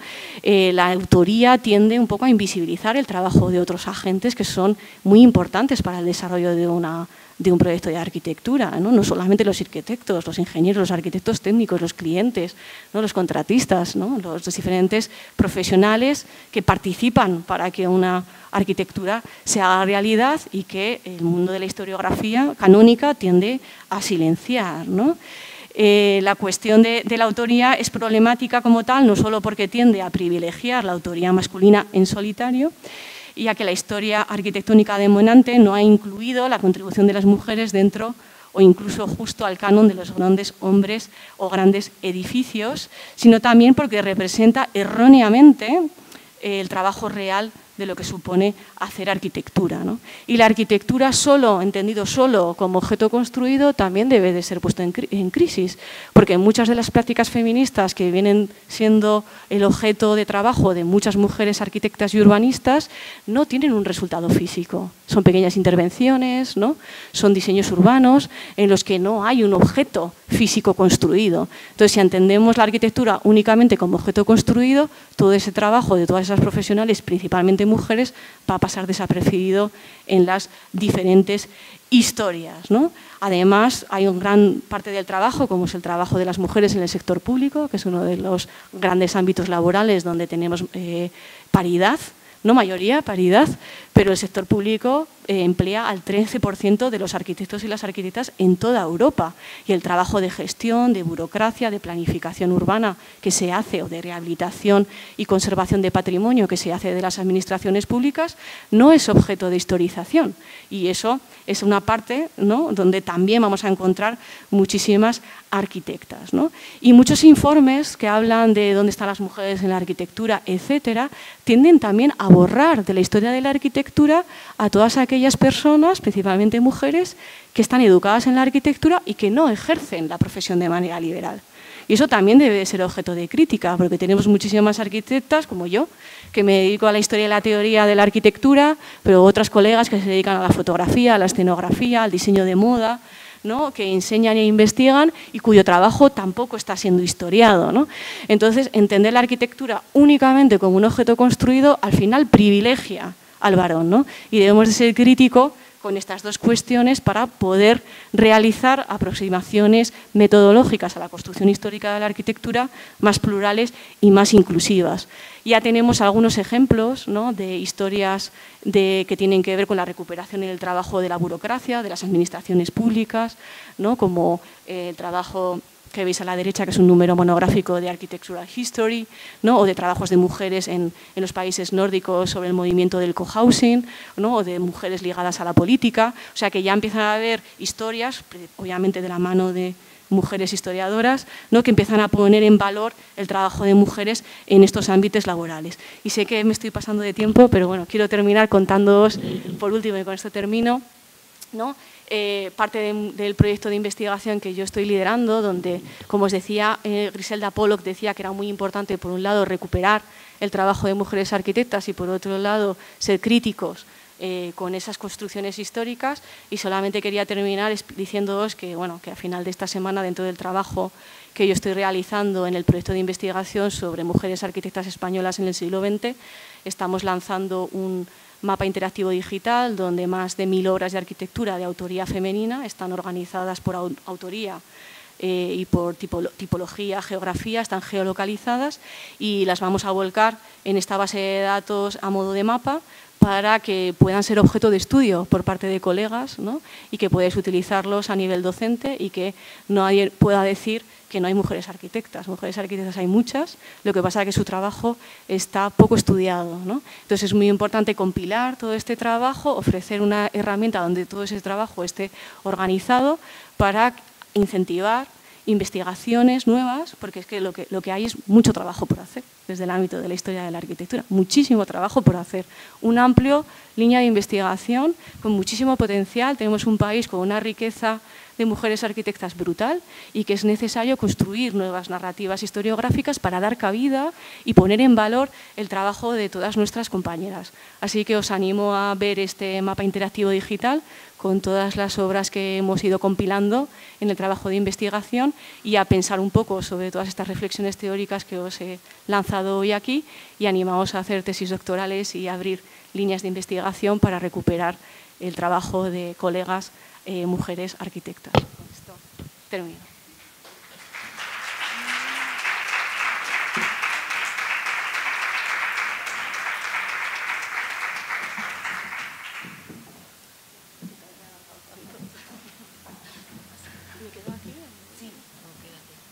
Bueno, muchas gracias. Creo que para todos, para todas, ha sido una lección magistral. Por lo menos, o sea, creo que no soy la única que lo piensa. Bien, como pincelada, creo que estas dos conferencias que hemos tenido en el día de hoy recogen muy bien todo lo que ha sucedido a lo largo del día, ¿no?, desde por la mañana, e invitan a reflexionar de una manera conjunta sobre los temas que se han expuesto, ¿no?, a veces de manera, pues, desde distintos puntos de vista, ¿no? Y bueno, ahora vamos a abrir unos pequeños minutos, que nos quedan pocos, si no me equivoco, ¿no? Bueno, por si alguien quiere hacer alguna pregunta, tanto a Juan como a Lucía. Marta.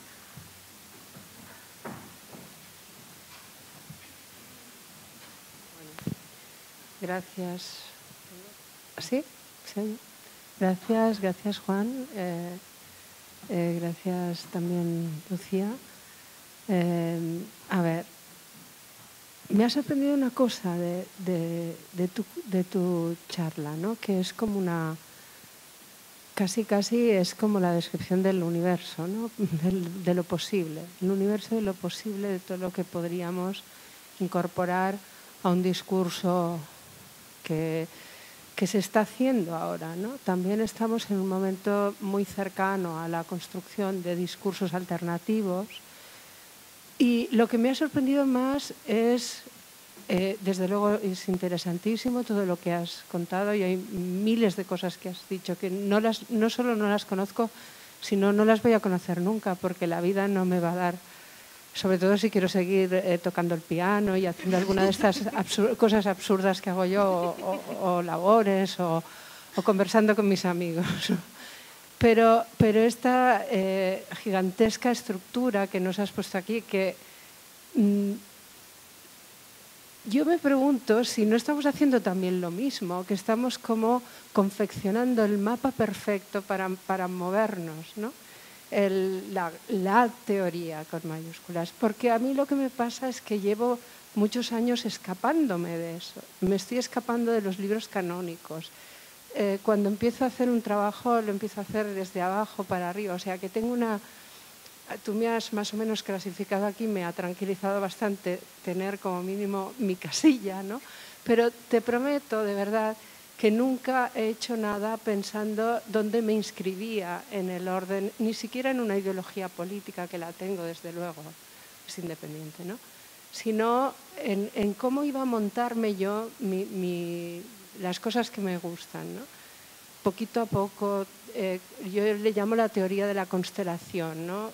Abres unos puntos y dejas que se forme una figura vaga que tratas de no explicar demasiado. Si alguien capta la figura que tú dibujas, te alegras.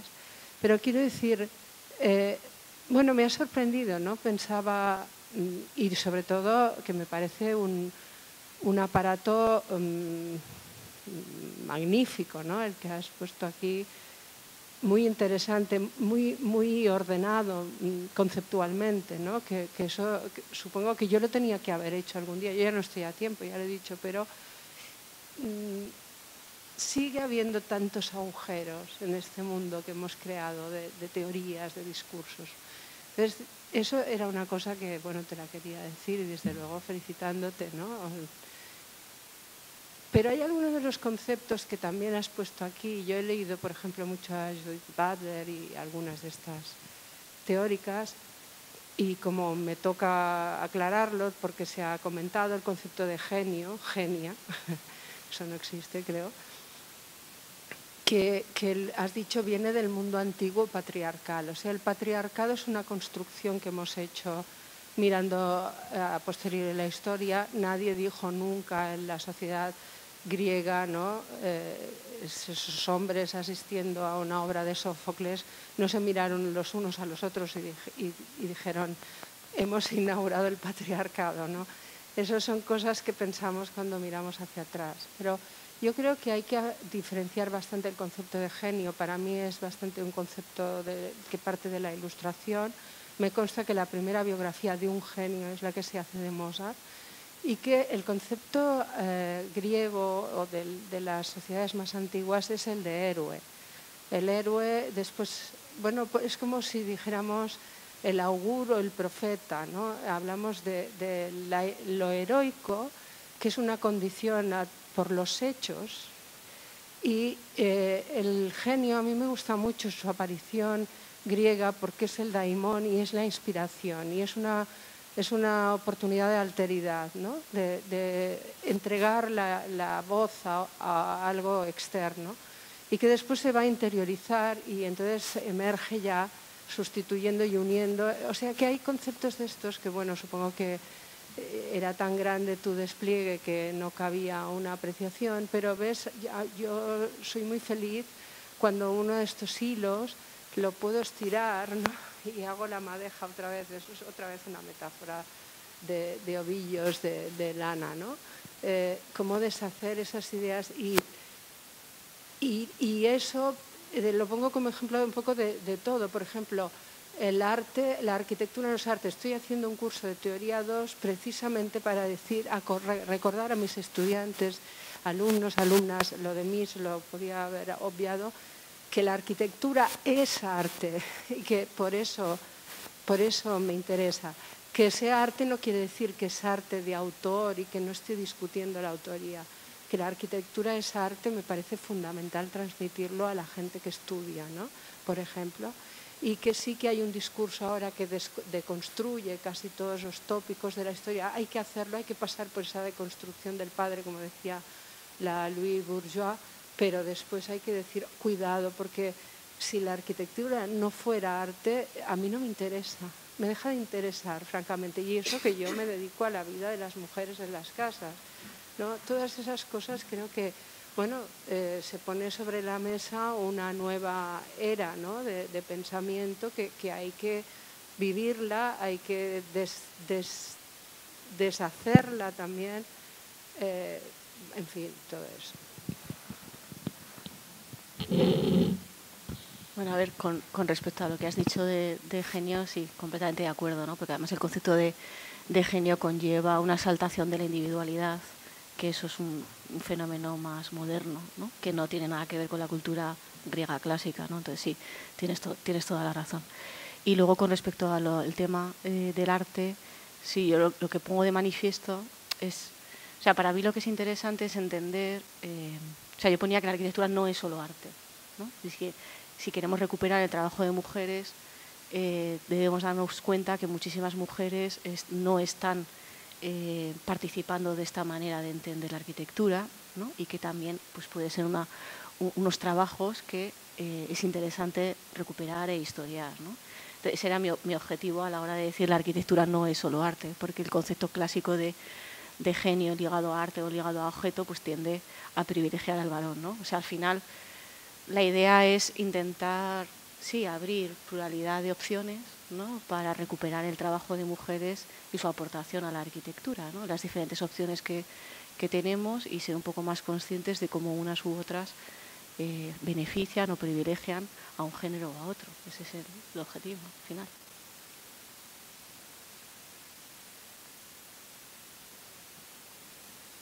No. Hola. Ahora Vale. sí. Bueno, para empezar quería decir que me ha gustado mucho la propuesta que has planteado de poder localizar a todas esas arquitectas que, bueno, que si nadie lo hace es que pasan completamente olvidadas. O sea, me parece súper importante destacar pues precisamente esas obras que, como ya hemos visto en algunos libros más canónicos, pues, en fin, pasan desapercibidas. Ahora bien, yo soy historiadora del arte. Ahora mismo estoy haciendo un máster de gestión y tutela del patrimonio histórico. Y la cuestión es que una de las cosas que me ha llamado mucho la atención es algo que creo que poca gente se plantea. De hecho, hay una película muy, muy chula, puede parecer que me disperso, pero no, voy a lo que voy. Es de Mel Gibson, que se llama La razón de la locura o algo así, hablando sobre la creación del diccionario de Oxford. El caso es que se plantea, cuando se van a poner a hacer el diccionario, intentar definir lo que es la palabra arte. Y tienen un verdadero problema porque todavía no hay nadie que haya podido definir de forma eficiente lo que es el arte y lo que no. Y de hecho sigue siendo sorprendente eso, que haya una universidad para arquitectura, otra universidad para bellas artes, otra universidad para filosofía, otra universidad para... ¿Qué es lo que ocurre? Yo creo que, independientemente de que esté de acuerdo en la mayoría de las cosas que has comentado, hay que entender también, yo creo, la historia de una forma crónica y diacrónica. O sea, entendiendo cómo la historia nos ofrece detalles y nos ofrece pequeñas pinceladas sobre lo que no debemos de volver a hacer en un futuro, en este caso, olvidar a lo que pueden ser pues, muchos de los estudiantes que hay aquí hoy, que pueden hacer verdaderas obras maestras, mujeres, muchas de ellas, hombres, que también harán obras maravillosas y que tanto a unos como a otros efectivamente se les deberá de retratar en la historia, no como pasaba antiguamente, ¿no? Porque era hijo de, o porque tenía influencia de, o porque tal, sea hombre, sea mujer, en fin. Y da igual su ideología, su identidad de género, da igual, ¿no? Pero me parece muy importante también entender que cuando antiguamente no se reflejaba a las mujeres, yo creo que sinceramente, salvo en determinados momentos históricos, esto que hemos dicho, eso que has comentado sobre, bueno, es que participa mucha gente en la creación de una obra, ¿no? No solamente el arquitecto que hace el edificio y tal. Cuando nosotros estudiamos a los grandes de la historia del arte, pues nos pasa lo mismo, ¿no? ¿Quién era Bernini? Pues Bernini era Bernini. Y ya está. Y a lo mejor cuando te pones a estudiar la Capilla Sixtina, pues no te paras a pensar en quién molía los pigmentos, en quién montaba el andamio, en quién organizaba... Porque son cosas que en realidad nos obliga como estudiosos a tener que sintetizar tanto toda la información para poderla aprender y para poderla pues asimilar, que en ocasiones se nos quedan fuera algunas cosas. Yo creo, como ha dicho Elena Díaz Jorge, que fue mi profesora de teoría del arte y que también pues eso da arte y género, que estas cuestiones deberíamos de implementarlas de una forma más natural dentro de un discurso académico, que no haya que destacar o hacer un corralillo. Es que además eso me llamó mucho la atención por Esperanza Guillén, que también es una gran profesora de mi departamento, que dijo: yo soy la primera que da a Judy Chicago en Vanguardia, pero no entiendo por qué tengo que dar a Judy Chicago por el hecho de que sea mujer, sino por el hecho de que es una gran artista. Ese es el concepto que yo creo que deberíamos de destacar y deberíamos de implementar a la mujer dentro de lo que es la línea de la arquitectura, de las artes, de la filosofía, de todo, porque mujer y hombre vienen a ser exactamente lo mismo, son seres humanos y todos deberían de aportar, pues bueno, tienen su importancia dentro de lo que es la historia. que tenemos que corregir muchas cosas que, bueno, por desgracia la mujer ha tenido que ir sufriendo a lo largo de la historia. Pues sí, es cierto, pero creo que debemos de entender que no tenemos que hacernos como un gueto para nosotras. Eso siempre me ha dado como mucha rabia, ¿no? Decir, jolín, ¿por qué se hacen siempre guetos, ¿no? De estas cosas, de hacer una asignatura optativa de, pues como dice María Elena, ¿no? Meter estas cosas dentro de lo que es el propio ciclo. Entonces, bueno, pues eso, decirte que me ha encantado la iniciativa, que de verdad creo que es necesario, como hacen en la Roldana, destacar mucho de lo que es la participación de la mujer dentro de lo que es la arquitectura, del arte y de todo. Y que bueno, y que espero que en un futuro pues no pase como has dicho, que haya muchos libros, como ha dicho también el buen Calatrava, que se olviden a muchas mujeres en los libros. Pero de verdad espero que no haya tantos libros sobre mujeres que hacen arquitectura, sino sobre libros canónicos de arquitectura con muchas mujeres y muchos hombres en ellos. O sea, que no se nos reduzca a, oh, mira, es un libro de arquitectura hecho por mujeres. Así que, bueno, muchísimas gracias por la iniciativa porque me parece genial. Gracias.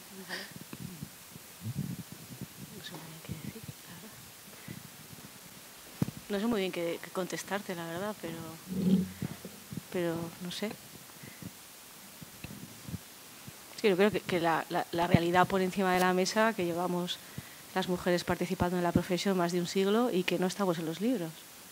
Entonces, dejar las cosas por su propia... No, la naturaleza es el dominio de la corriente, es la continuidad de lo dominante. Entonces, si no hacemos nada, pues seguiremos sin estar.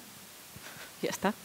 Y hay todo un legado teórico de más de 5 décadas de pensamiento sobre cómo podemos hacer para estar, que es importante conocer y que creo que no hay que despreciar, que hay que conocerlo.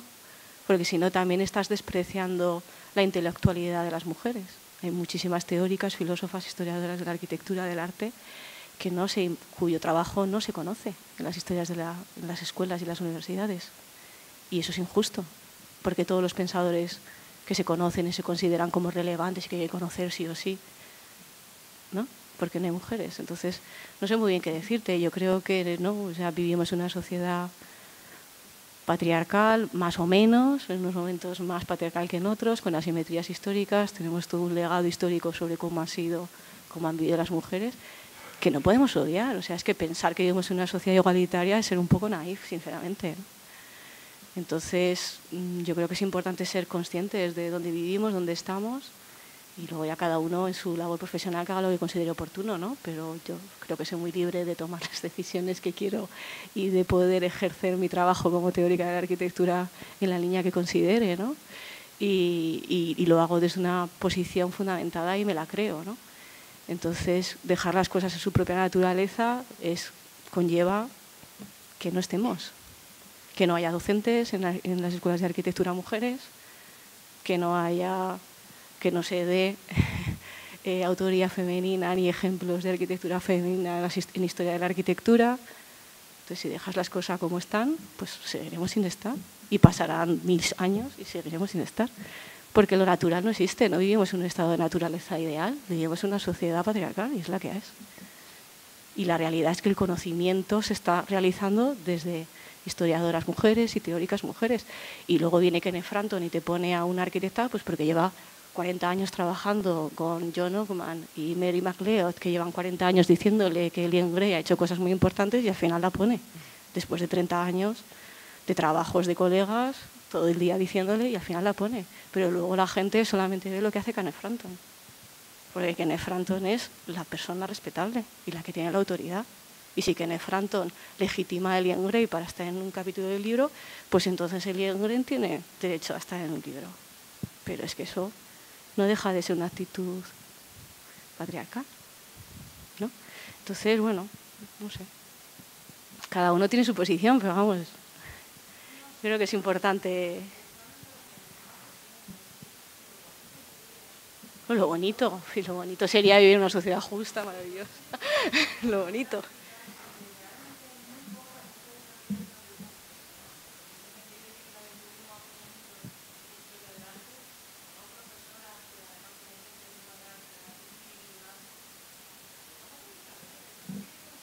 Pero la historia del arte no es igual que las escuelas de arquitectura.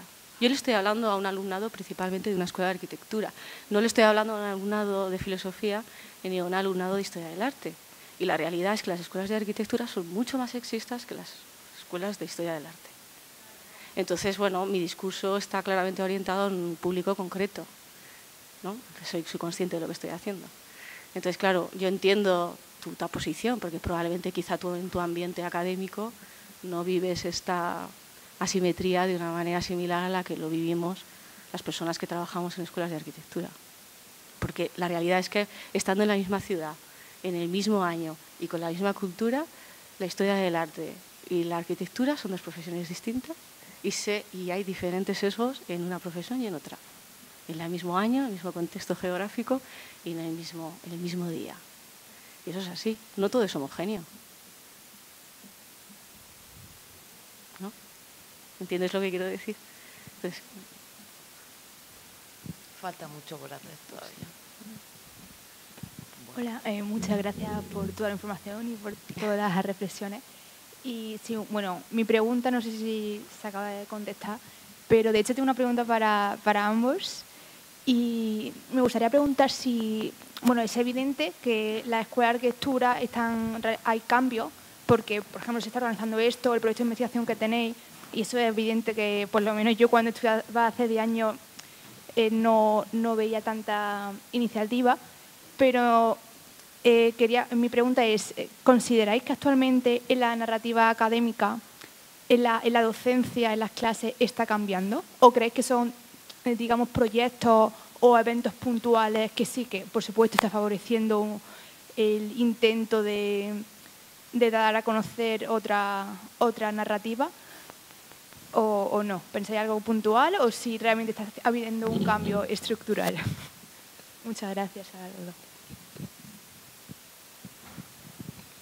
Bueno, por lo que a mí respecta, yo creo que sí, que es evidente que está habiendo un cambio, lo cual no quiere decir que esté todo ganado ni todo conseguido, pero desde luego si yo miro cómo era la escuela en la que yo enseñaba hace 25 años y la que es ahora, pues hay un cambio metodológico, un cambio conceptual, un cambio de inclusión de personajes y de obras que no estaban antes en el discurso. Yo mismo no doy las mismas clases que daba anteriormente y bueno, yo no sé si Lucía estará de acuerdo con mi diagnóstico, pero creo que actualmente hay un nivel de reflexión, como de hecho ha puesto de manifiesto este seminario, que hace muy poco tiempo sencillamente no existía. No es que el nivel de reflexión fuera mayor o menor, es que ni siquiera se planteaba esto como un problema. El simple hecho de preguntarnos por estas cuestiones yo creo que es ya un avance notable. Sí que es verdad que la estructura de los planes de estudio tampoco invita mucho. Es un corsé que es demasiado restrictivo y a mí particularmente me gustaría hacer cosas muy diferentes a las que hago en mi docencia, no ya solo en este tema de mujeres y arquitectura, sino en otras muchas cosas. Insisto en mi planteamiento original de que yo no puedo hablar de mujeres en la arquitectura sin hablar en general del concepto mismo de historia de la arquitectura. La estructura académica no ayuda mucho, realmente, pero a pesar de la rigidez de estas estructuras, yo creo que hay un avance verdaderamente notable y que va a haber sobre todo y que va a seguir adelante con el relevo generacional que se está produciendo. Vamos, yo estoy ya prácticamente en la puerta de salida de la docencia de la arquitectura, pero cuando veo a la gente que viene detrás, pues me parece recordar esa cadena que decía Marta esta mañana, Marta Llorente, esta mañana cuando recordaba que esto es una cadena, que los que hemos intentado hacer algo, pues seguramente hemos abierto por lo menos una rendija de una puerta por donde vendrá otra gente que abrirá una rendija aún mayor. Yo soy relativamente optimista en este sentido. Entonces, bueno, no me quiero enrollar más, yo creo que he respondido suficientemente. No sé, Lucía, si tú quieres añadir.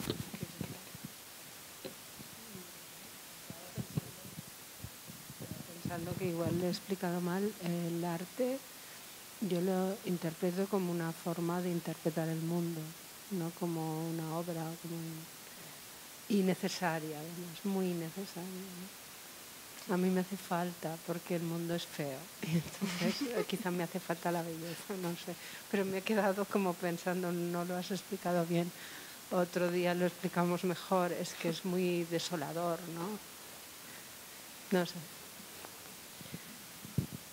A ver, yo estoy de acuerdo con lo que ha dicho el profesor Juan Calatrava, ¿no? Desde luego, los marcos de la organización de los planes de estudios y tal no ayudan a esto. Y yo creo que sí que está habiendo un cambio lento, pero quizá un cambio todavía muy dependiente de profesoras mujeres, ¿no? Que viene de la mano de profesoras mujeres, cosa que no debería ser así. Debería de haber profesores hombres que también trabajan en estos temas, ¿no? Y los incorporasen en su docencia como algo, como una parte más del conocimiento que hay que impartir. También creo que hay muchas diferencias entre áreas de conocimiento. No es lo mismo composición arquitectónica que proyectos, que urbanismo, que construcción. Me parece que en el ámbito de composición arquitectónica somos más inclusivos y estamos más abiertos a incorporar estos otros discursos, ¿no? Quizá desde mi experiencia personal, no sé cuál es la vuestra, tampoco conozco la realidad de esta escuela, ¿no? Pero desde mi experiencia personal, profesoras de proyectos hay muy pocas, en mi escuela ninguna, sigue siendo mayoría total, en urbanismo y en proyectos no hay mujeres, y esto sigue sucediendo. Entonces, claro, a mí eso no me da muchas esperanzas, porque al final las profesoras que estamos, no todas trabajan estos temas, obviamente algunas sí, otras no. Sí que cada vez hay más que trabajamos estos temas, lo cual está muy bien, pero no todas lo hacen, obviamente. Pero somos minoría todavía. Jolín, y la realidad es que hay paridad en las escuelas de arquitectura. Es que yo cuando estudié en mi clase éramos mayoría mujeres. Y hace 20 años que acabé la carrera y éramos mayoría mujeres en clase. Entonces yo tampoco me planteé cuando acabé la carrera que me iba a encontrar 20 años más tarde dando esta charla.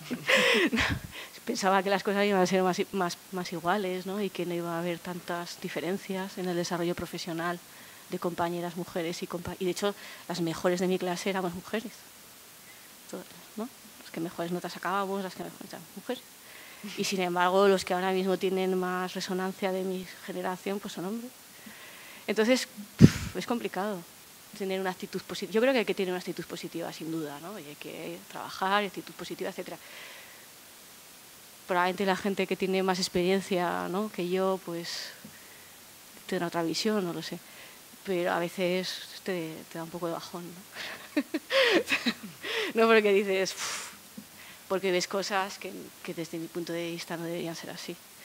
Hay muchas injusticias que son difíciles de definir, difíciles de objetivar, ¿no? y que provocan que tengamos un profesorado muy segregado por género y que probablemente si hubiera más profesoras mujeres en todas las áreas habría una mayor transversalidad, ¿no? Y todos estos temas estarían más presentes, principalmente porque las mujeres están más preocupadas por este tema, no porque sean mujeres, la condición biológica no. Es una cuestión de que las mujeres tienen una mayor tendencia, ¿no?, a intentar saber, ¿no?, qué han hecho otras colegas y tal, ¿no? No todas, pero por lo general los varones tienen poco interés. Los colegas varones tienen poco interés y además muchas veces a las profesoras que trabajamos en estos temas se nos juzga también, diciendo, bueno, esto que hacéis en el fondo no es muy importante.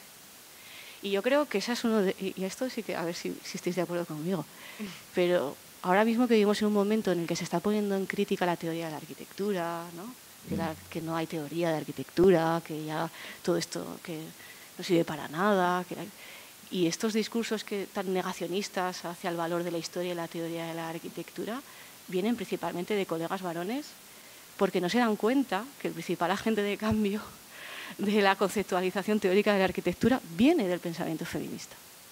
Y como no son conocedores del pensamiento feminista porque no leen a teóricas mujeres, porque no tienen interés por saber lo que han hecho colegas mujeres, pues no se enteran de cuál es el discurso que hay detrás. Y luego de repente se sorprenden y te aparecen con La ciudad de los 15 minutos, cuando hay todo un discurso de más de medio siglo sobre la ciudad de la proximidad, liderado por mujeres urbanistas. Y silencian. Y te lees un artículo de estos señores y no citan a ni una sola mujer, ¿no? Entonces, no sé. Creo que todos, independientemente de nuestro género, tendríamos que estar abiertos a diferentes discursos y maneras de entender la arquitectura, ¿no? Se llamen ¿no? teoría base ideológica, política, no sé. O sea, pues Tafuri es un ejemplo importantísimo. Yo creo que gente que igual no comparte su ideología política también la habrá leído, ¿no? Y ahora tienen interés en saber qué críticas estaba haciendo a la construcción moderna, ¿no? Del conocimiento moderno, porque es interesante independientemente de cuál sea tu ideología política. Pues algo debería de suceder también con el pensamiento feminista, ¿no? Independientemente de que estés de acuerdo o no, si tienes un interés intelectual tendrías que conocer estas cosas para poder criticarlas o no, incorporarlas o no y decidir, pero de golpe, ¿no? Negar el conocimiento a toda una línea de pensamiento con una historia muy clara, ¿no? Y con un recorrido teórico muy relevante, negarlo, pues de partida me parece que es una actitud intelectual poco inteligente, podríamos decir, ¿no? Entonces, bueno, no sé si soy optimista ahora. Unos días soy optimista, otros días soy pesimista. ¿Alguna...?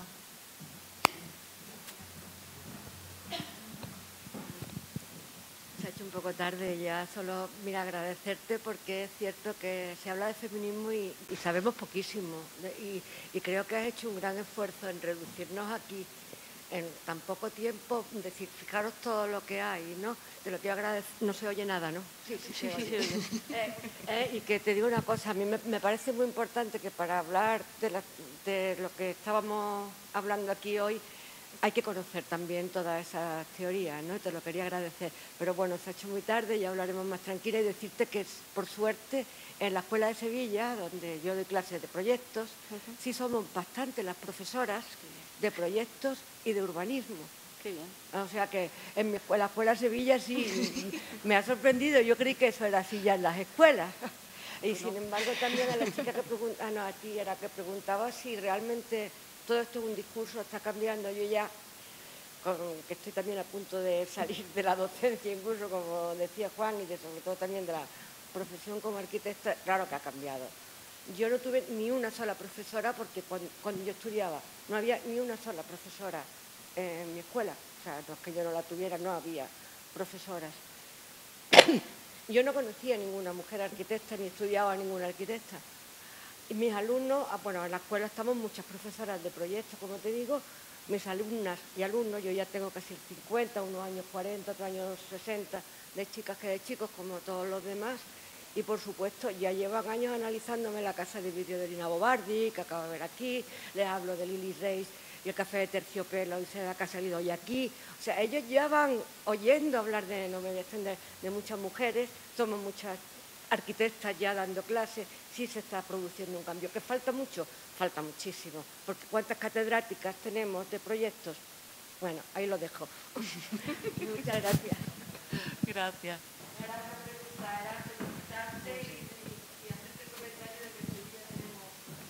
Me alegro. Bueno, yo quería hacer también un breve comentario. Tiene que ver con esto que estamos hablando, pero bueno, no es exactamente en esta línea. Es que quería recuperar una idea que has puesto y que casi ha sido muy rápido, ha sido una de las últimas diapositivas y quería recuperarla porque me parece importante, dado que el foro principal de este seminario es el estudiantado, ¿no?, del grado en arquitectura. Y a pesar de que mañana vamos a recuperar o vamos a contar precisamente la experiencia de dos arquitectas que trabajan como profesionales libres, ¿no?, porque es desde luego como una vía o la vía por la que todos los que empezamos a estudiar arquitectura creemos que vamos a desarrollar, ¿no?, que es la del profesional libre, construir edificios, esos que vemos en las revistas de arquitectura, ¿no?, que nos gustan, que tan deslumbrantes con esas fotos. Tú ponías en una diapositiva una cosa que he copiado porque me ha gustado mucho, y es: no ejercer como autónomo o asalariados de la arquitectura no es sinónimo de deserción. Y me parece fundamental, porque al final hay mucho profesional de la arquitectura frustrado o frustrada porque no ejerce como profesional libre o asalariado de la arquitectura. O incluso a quienes no ejercemos la arquitectura de ese modo, ¿no?, quienes ejercemos la arquitectura como investigadores, como docentes, ¿no?, de otra manera, se nos considera en muchas ocasiones, e incluso desde nuestros propios compañeros de las escuelas de arquitectura, se nos considera arquitectos y arquitectas de segunda. No como, bueno, estos no van a la obra, ¿no? Como ellos no se manchan los pies en la obra. O sea, y entonces me parece importantísima esa idea por la que es que no sé si al final has llegado ni siquiera a decirla. Yo lo he leído y he dicho, lo copio rapidísimo, ¿no?, porque me parece una idea fundamental. Cuanto antes el estudiantado asuma, ¿no?, esta nueva conceptualización de la arquitectura, entienda que eso de no construir edificios no significa no ser arquitecto, cuanto antes lo sepan, cuanto antes asuman la idea de que la arquitectura es un hecho colaborativo, más felices seremos en nuestra vida profesional. Solamente quería decir eso porque es muy tarde y además me emociono, me vengo arriba y soy capaz de seguir aquí con un discursazo. Entonces, nada más, ya está. Solo daros las gracias una vez más a Lucía y a Juan, porque ha sido una tarde magnífica. Sí. Bueno, pues ya lo ha dicho Ana. Gracias a Lucía, a Juan, a todos los ponentes que habéis estado hoy y que habéis compartido con nosotros vuestras ideas, valiosas aportaciones todas. Y agradeceros a vosotros también por haber enriquecido el debate, a cada uno de los que habéis participado y a los que pues os lleváis también estas conferencias, y al equipo de alumnas que nos ayuda y que nos hace esto muchísimo más fácil. Así que muchísimas gracias. Y gracias a todos, a todas. Quedamos emplazados a mañana a las 9:30 para el coloquio fantástico que va a tener lugar aquí, ¿de acuerdo? Con Ana del Cid, con Julia Molino y con Esperanza Campaña. ¿Vale? Gracias. Gracias.